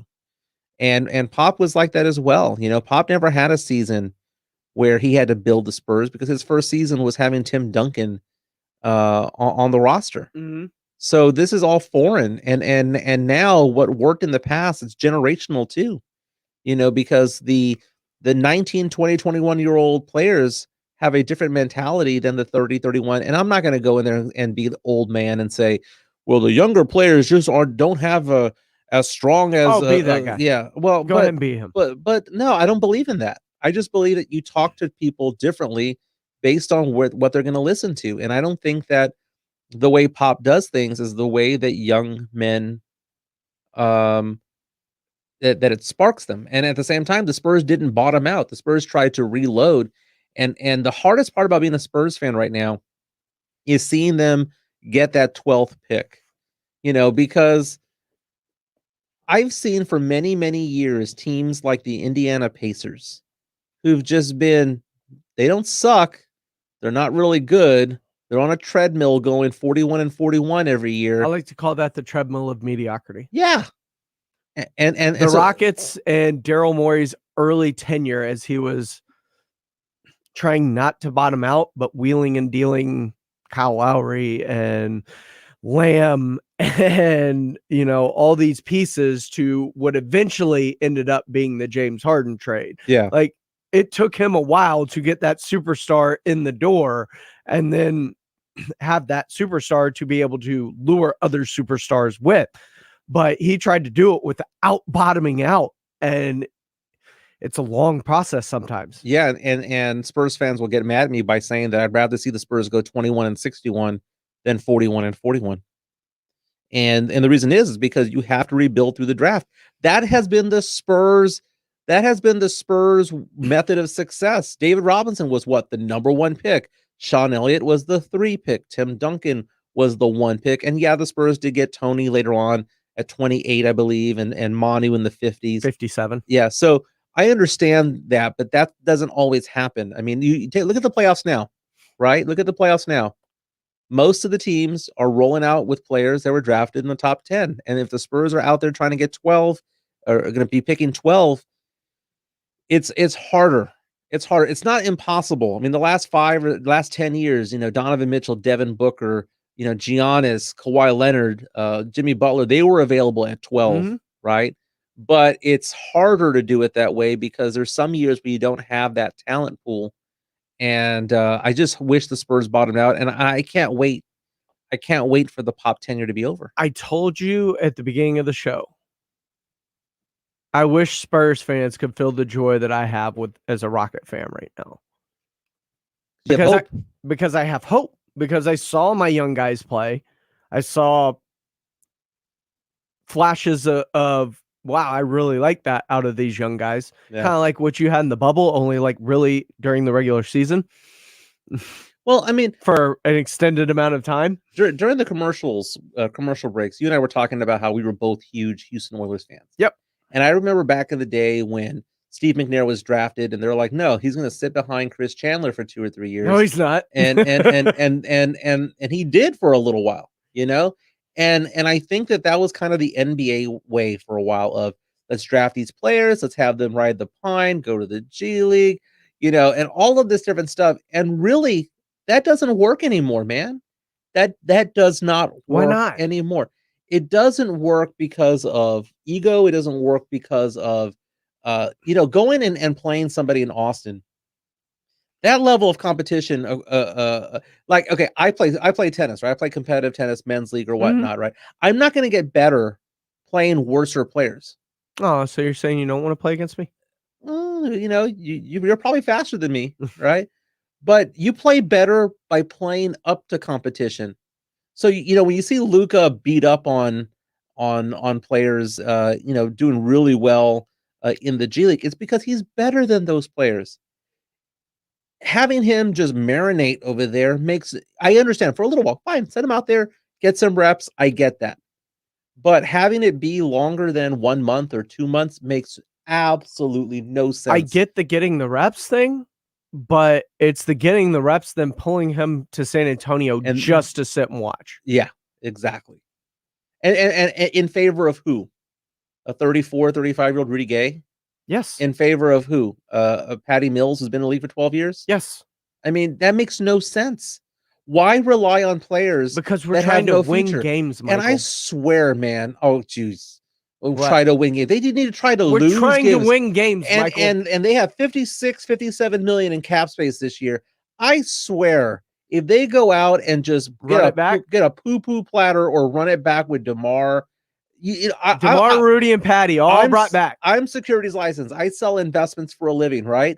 Buy low, sell high. If they buy into more years of DeMar DeRozan, you're not going to get the same DeRozan that was this year. He's not going to get any better. Are you saying he's a depreciating asset? He is. He's like a car being driven off the lot at this point, right? He loses 20% of his value the second you drive him off.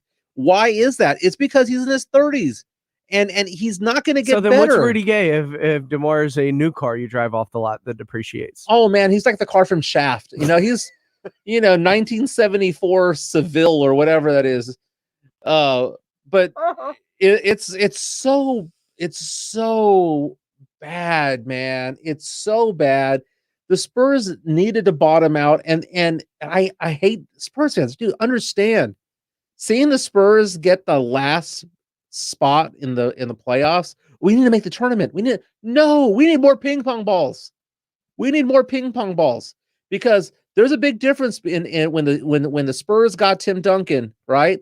There was a big difference in talent from what was number 1 and what Ron Mercer went 6th that draft. There's a big difference in talent, right? So there's oftentimes a big difference in talent between 1, 2, and 3. I mean, look at this. If we had bottomed out this year, you mean the way Houston did? Yeah, and had a chance to get Cade Cunningham, Jonathan Kuminga, Suggs, Jalen Green, Mobley, Keon Johnson, Scotty Barnes. If we had a chance to get one of those players, all it took was losing 5 more games, man. 5 or 6 more meaningless games that we could have lost to have gotten there. And instead, we're in this playoff play-in tournament just getting our butts kicked.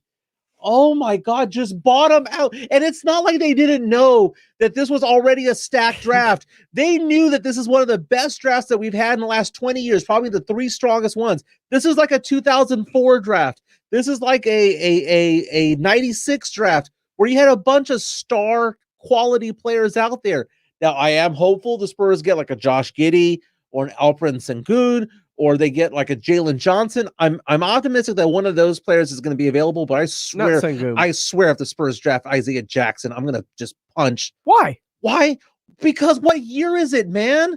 Well, it's 2021. We need someone who can shoot or pass. He can't do either of those. He's a great defender. He's a great defender, and he blocks shots. He will allow you to switch on that high pick the way that. Yeah, but when LeBron goes into the lane or Luka Doncic goes into the lane, they're not going to respect him. They're going to respect the star player. This is not the time of year. That's fine. Sengun's not doing that either. He's not getting that respect from them either. Well, yeah, but he has offensive talent. You know, look like we have going into the Hall of Fame this year, Ben Wallace, right? A career like 6 point per game player. Essentially, that's what we're going to get with Isaiah Jackson. Remember, DeAndre Ayton didn't have anything coming out either, offensively. Yeah, but he's also 7 feet tall. So is Isaiah Jackson. Isaiah Jackson's like 6'10", 6'9". There's a difference between 2 or 3 inches in the NBA. He's 6'11". Okay. Well, then maybe he just have some. I don't know. Either way, I don't want a defensive player. I want an offensive god. Here's the thing. We're gonna step aside. You're gonna take a breath. You got me going. I did. But we're gonna take it. We're gonna take a breath, and I'm gonna lay out some scenarios for you in which we can fix the Spurs here this off season in one off season. Fix the Spurs? You mean like go get Pop? Get a handkerchief and some chloroform that way. I mean, if need be, if Pop asked you to take a Brad Stevens type job to allow Becky to coach, hey Pop, are you tired of traveling? Well, you can still be around the team, and you can come into office when you want. Yeah, like it's the best of all worlds. All right, man. You know, Brian Wright didn't see a shadow this year. Because I don't believe he exists, so we're gonna have 6 more months of sucking. I saw him on a Zoom and he answered one of my questions, so I think he's real. But that was the only CGI, time I've dude. He's CGI. He is Michael Jimenez. I am James Pledger. This is the Saturday Morning Hangover. We'll be right back, continuing the therapy couch as we fix the Spurs after seeing all that was wrong with them this year. That's coming up next here on the Saturday Morning Hangover. The Cowboys take Micah Parsons in the first round. While I wanted offensive linemen, you knew they were going to help the defense. Getting Micah Parsons kept him off of Washington because there was some chatter that Washington could trade up to try to get him to play behind that front that they have. And keeping Devontae from the New York Giants, him going to the Giants with Jones and Barkley, that scares me more than him teaming up with this college quarterback. Philadelphia will figure out a way to screw that up. The Blitz, weekdays 4 to 7. ESPN San Antonio. There's never any FOMO with the iHeartRadio app. You won't ever have to miss out on your favorite shows and contests with this radio station again. Radio 24/7, 365.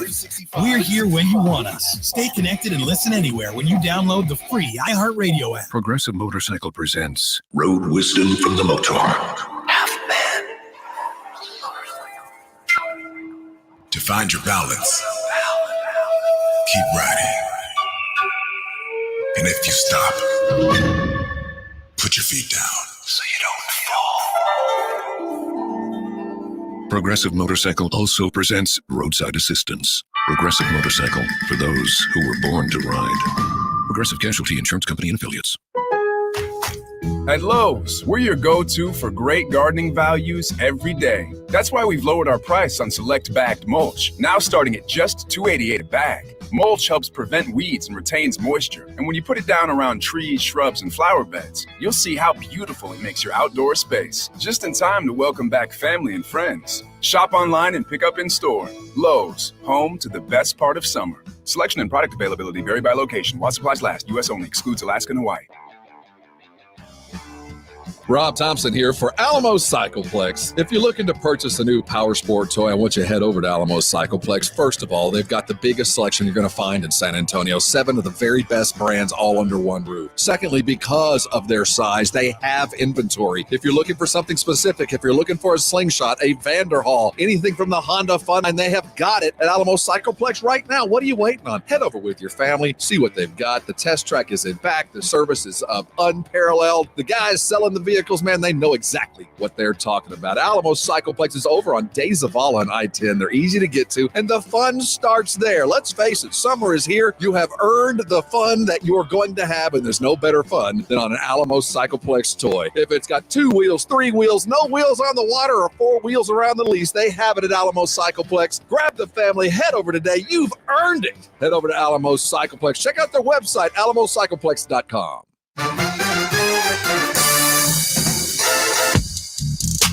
Welcome back into the Saturday Morning Hangover right here on 1250 ESPN San Antonio, 94.5 FM, and on the go at ESPNSA.com. We talked about what's wrong with the Spurs. Now, I'm going to try and build Michael back up. That's what we do. We tear him down just to build him back up. So, Michael, I've got a way that we can fix the Spurs. I want you to tell me what you think, and then I'll let you fix the Spurs in your own fashion.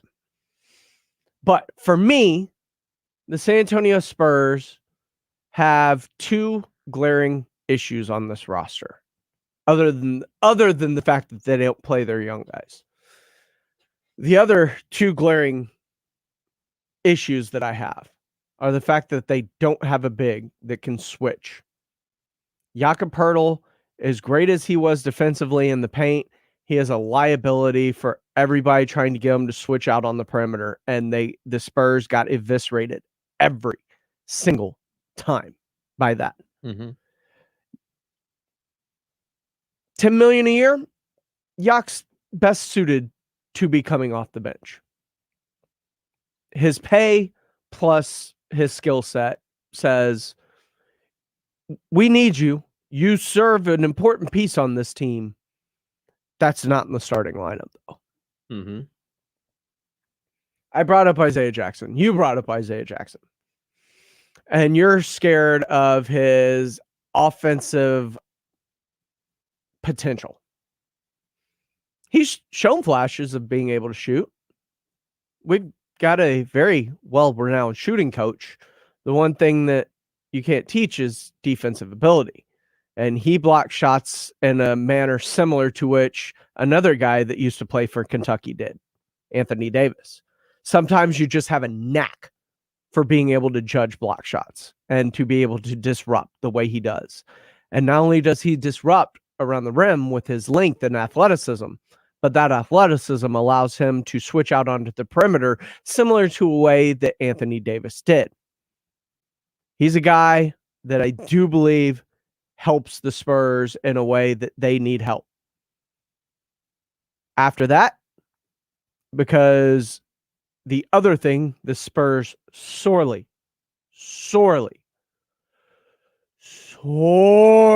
missed last year was three-point shooting. They had no shooters outside of Patty Mills. Their next best three-point shooter was Rudy Gay. You need shooters. Shooters. How am I going to fix that? Well, I'm going to go throw some money at Lauri Markkanen.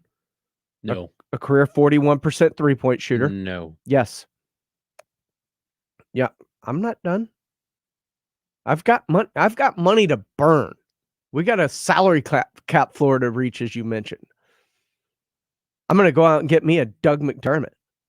I'm going to get me another shooter. I'm fine with that. I'm going to find me Dougie McBuckets. I'm going to go get me Lauri Markkanen. And you know what else? The Heater's spending a lot of money. They got to try and re-sign Victor Oladipo. I'm going to go try and snake Duncan Robinson while I'm at it. I'm going to get shooters. I'm going to get 3 shooters this offseason with my defensive big. Okay, I am fine with the Spurs getting Duncan Robinson. Of course you as are. long as his jersey number gets to be 2150. Okay, he'll be the first player in the NBA with 4 digits. You don't like him wearing 55? No, I'm not a big fan of Lauri Markkanen. I know you're not. He's soft. He's just soft. Whatever. And he's so, floor spacing. So I can deal with one guy on the team. Old school Wheel of Fortune. You know, when you have like the all the prizes out there, and you're taking a look around, like, what can I buy? Right. Yeah. So the Spurs have 60 million or so that they could conceivably go with, 57, 58, 52, depending on who they renounce, if they renounce any players. I look at Duncan Robinson as being one of the three. He services that three position. He can shoot lights out. Norman Powell from Portland, I think is fantastic. Also shoots over 40% from three. I think he can light it up. He had a career year this year. He has a player option this year that he could resign. But why resign for the money that you were making when you can make twice as much, probably in the 16 to 20 million range? I know a lot of Spurs fans are saying, hey, throw the farm at John Collins, but instead of throwing the farm at John Collins and 30 million, why not just throw 20 at like Jared Allen? Because Jared Allen's going to get matched. He's going to get maxed out by Cleveland. You didn't trade for Jared Allen to immediately lose him. Throw the offer out there. There. I'm telling you, it's going to get matched. And that's probably the best case scenario for Cleveland, because then they don't have to pay him max. Yeah. And, Collins is one of those players where I understand if someone offers him the max. I mean, I get it. But at the same time, he's not a max worthy player, but he's worthy of it in the sense that one team will overpay. But right now, Norman Powell, McDermott, like you mentioned, Duncan Robinson, those are the types of players the Spurs need to have on this team. We need sharpshooters. Now, we don't need just somebody who's a good three-pointer. And then maybe, just maybe, in the draft, he's old. He's older than the young core, but Corey Kispert, 43% shooter, 44% shooter from three last year from Gonzaga. Maybe he's going to look so good in Austin. Don't make the mistake of thinking you're going to see that rookie play. Yeah, I really like James Bouknight from UConn. I really like him as a potential for the Spurs there.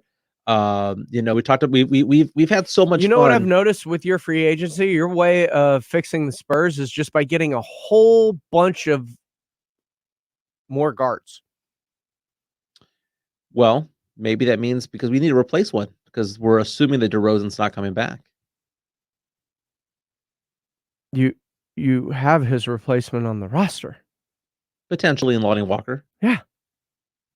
Right, but Lonnie's not going to play 40 minutes. All you're doing is getting guards. Lonnie's not going to get a big man. Lonnie's not going to play 40 minutes. That can stretch the floor. You're telling me why Isaiah Jackson's so good because he blocks a lot of shots, as though Jakob Poeltl doesn't do that already. Yeah, but he also is able to switch on the perimeter. Jakob can't do that. That's the plus side of Isaiah Jackson. Yeah, all that and 3 points a game, and that he's going to average us on the floor point wise. I don't need my center to score 20. You can't win in the NBA playing 4-on-5 offensively, dude. That just doesn't work anymore. You say it doesn't, and I get the thought process behind it, but there's a lot of teams that do that. Hell, the Lakers play 2-on-5 for a lot of the time.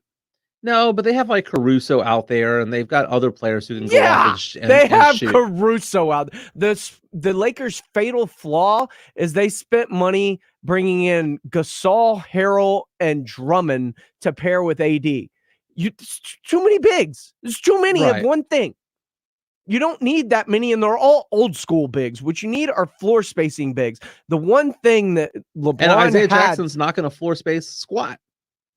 I know you're saying Lauri Markkinen's going to. Yes, Lauri Markkinen is the floor spacer. That's why you bring him in. He is that's one of those Lauri things. Markkinen. But you're going to have to hide him defensively. Because offensively, yeah, he can knock down threes. Name me a team that has all 5 players outside of Brooklyn. Hold on. Even their second. But there's offensive liabilities on, they play 4-on-5 a lot. Right. The NBA still plays 4-on-5 because they have to, because there's not that many good players in the league. Right. Well, I mean, the elite teams have basically most of it. I mean, look at the Jazz. Most, not all. Look at the Jazz. I mean, the Jazz have shooters all over the place. Rudy Gobert can't shoot. You know what? He could, but Rudy Gobert can't shoot. Don't start. You're not allowed. No. You don't even know what I'm going to say, my man. You're trying to give me that Rudy Gobert is a shot blocker. No, what I'm saying is Rudy and an Gobert. alley-oop dunker. That's what Isaiah Jackson's going to be. Okay, so if I am Isaiah Jackson, you're saying he's going to be just like Rudy Gobert, or at least 80% of Rudy Gobert. Yes. I would be happy with that. There. Okay, but I don't believe that that's so. I know you don't. I don't believe that that's so. And Rudy Gobert is otherworldly defensively. He makes it so that when you play the Jazz, that offensively he takes away 2 of your players. It's like 3-on-5 going up against him because he patrols the paint so well. Just go watch some Kentucky film. Oh, dude, I have watched Kentucky film. Just go back. Yes, and I know he swats balls like he's playing the volleyball scene in Top Gun. I understand. It's the ability he has to make people have to change their shot. It's not even everything he blocks. It's the manipulation of shots that come into the lane, which forces misses. That's fantastic. And that 3.5 points per game he'll average is going to be amazing. Yes. It's going to be sad that when you have your 3 big guys, the Isaiah Jackson, Jakob Poeltl, and Drew Eubanks, that Drew Eubanks is the better offensive option of the 3. He is Michael Jimenez. You can follow him on Twitter at 210FantasyGod. I am at I am Pledger. We're going to come back, put a bow on the show next here on the Saturday Morning Hangover, 1250 ESPN San Antonio, 94.5 FM, and on the go at ESPNSA.com. Show us your meat. On the grill. You could win a $50 gift card from Tri-County Meat Market if you do. Grilling with the Blitz every Thursday. If you have meat on your grill that you're proud of, take a picture of it and upload it to ESPNSA.com and you could win. You gotta sear them first. It locks in the flavor. 1250 ESPN San Antonio, 94.5 FM, and on the go at ESPNSA.com. ESPNSA.com. It's a baseball summer, and the San Antonio Missions are back on at the Wolf this Tuesday for $2 Tuesday. The Missions battle the Midland Rockhounds. Come out and enjoy $2 tickets, parking, beer, and sausage wraps. Gates open at 6 p.m. with the first pitch at 7:05. Go to samissions.com for tickets and details. That's samissions.com. Wolf Stadium is now open to 100% capacity for Missions baseball. Let's get back to fun. Play ball! We all like things to be easy and convenient, and New Brakes has done that with brake repair. Jason Minix here for New Brakes, nubrakes.com. They're a mobile brake shop. They will come to your home or office or wherever you are and fix your brakes. If your brakes are bad or going bad, go to nubrakes.com and schedule your repair. New Brakes provides convenient and affordable brake repairs, and they only fix brakes, so you won't get the upsells like at a traditional repair shop. Most repairs are done in less than an hour. New Brakes uses premium brake parts, and they back all repairs with a 24-month, 24,000-mile warranty. If your brakes are squeaky or grindy, go to nubrakes.com. Schedule your repair. Save 10% when you mention my name or ESPN San Antonio. nubrakes.com. Busy at work or just relaxing at the house, you continue to do what you do while New Brakes fixes your brakes. They're great at what they do. Go read all their 5-star reviews and schedule your repair at nubrakes.com. It's time for some straight talk. You've got real work to do, but everyone's sucking up the free Wi-Fi faster than a Mocha Choco double frap on ice. So be your own hotspot. Now with Straight Talk Wireless, get 10 gigs of hotspot data with the Ultimate Unlimited plan. Just $55 a month on America's largest and most dependable networks. You don't have to find a hotspot. You are the hotspot. Straight Talk Wireless. No contract, no compromise. Compatible device required. See straighttalk.com. Sheila, we need to set up Johnson's quarterly review. Janowski Investments keeps portfolios profitable, but a double client base calls for double the advisors. Hello. Hi, Janet. I'm so sorry. Pulling up your portfolio right now. Give me a sec. Indeed can help them hire the people they need. I need Indeed. Indeed you do. When you sponsor a job, you immediately get your short list of quality candidates whose resumes on Indeed match your job criteria. Visit Indeed.com/credit and get $75 towards your first sponsored job. Terms and conditions apply. Howdy, San Antonio. Chip Ingram from the Roo Pub and the Angry Elephant, inviting you to come out and enjoy patio season. We have newly remodeled patios, garage doors, and everything else you need to enjoy this great South Texas weather. As always, ice cold beer and specialty drinks. Happy hours daily from 11 a.m. to 7 p.m., and our kitchen is open from 11 a.m. to 2 a.m. See you soon at the Roo Pub and the Angry Elephant at 281 and Redland Road.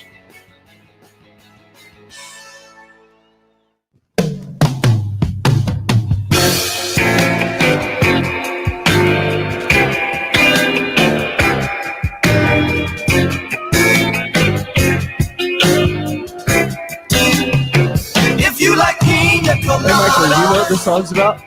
Dude, you ruined this song for me about a year ago. Oh, one of my favorite things. It's so bad. I thought it was like it's that upbeat glass song. shattering in the background of your mind. Like, who's worse, man? You know, I saw like a Which one's worse? The dude for trying to step out on his lady, or the lady who's also stepping out on her husband? And the fact that they don't know each other. And why is it so peppy and upbeat? I mean, it's like the song lyrics should go, if you like infidelity and getting cheap drinks after work. That's the way the song should go. How do you not know that you're married? You didn't know y'all like the same things? Exactly. So you're trying to step out on someone to meet someone that is exactly who you're already with. And they go to like the same bar, Yeah. you know? Yeah. Okay. Whatever. So bad. And that guy's made. I'm shocked you never knew. And I'm really big on lyrics. Like my wife and I have this conversation sometimes where when there's a song coming on and I'm singing along, she'll always say, I didn't know that's what they said in the song. And I'm like, well, yeah, I mean, and then I go and research it and all that stuff. But for some reason, the Pina Colada song was one of the ones that I had not internalized as to what they were saying. Did you ever tell your wife about the Pina Colada song? Yeah, I did. I was like, it's so morbid. And then it's one of those things where you point it out, and I'm there going, oh my God, I've been singing this like my entire life. I love this song. Why? I told my wife this is my favorite song. Does she think I'm trying to step out on her? I know. It was going to be our wedding song and everything. Man, this has been a blast. It has been. I enjoy when you're in studio, man. I'm glad to be back in the studio. This was the first week back. Got to do the Sunday Sports Grill, got to do the Blitz twice, and now do this show. I did a lot of radio this week. You're back tomorrow. I am back tomorrow, 11 to 1. 11 to 1, the Sunday Sports Grill. Michael Jimenez and Quinn Hudson. I will not be here tomorrow. I'm going to start packing for my trip to Colorado. Very cool, man. I'm very excited. A little much needed time off as I race towards the football season after I get back. That's right. Are you going to Oxnard? I'm not sure. Probably. And sounds like we are. If Jason and Rob are listening, I volunteer my services. I will carry anything and everything. He is Michael Jimenez. You can follow him at 210 Fantasy God. I'm at I Am Pledger. This has been the Saturday Morning Hangover. So for Michael Jimenez, I'm James Pledger. Until next week, guys, hang loose, stay cool, and then most importantly, have fun. Bye, guys. We're your home for the Texas Rangers in San Antonio. This is Joey Gallo of the Texas Rangers. Yet another Joey Gallo home run. Brought to you by New Brakes Mobile Break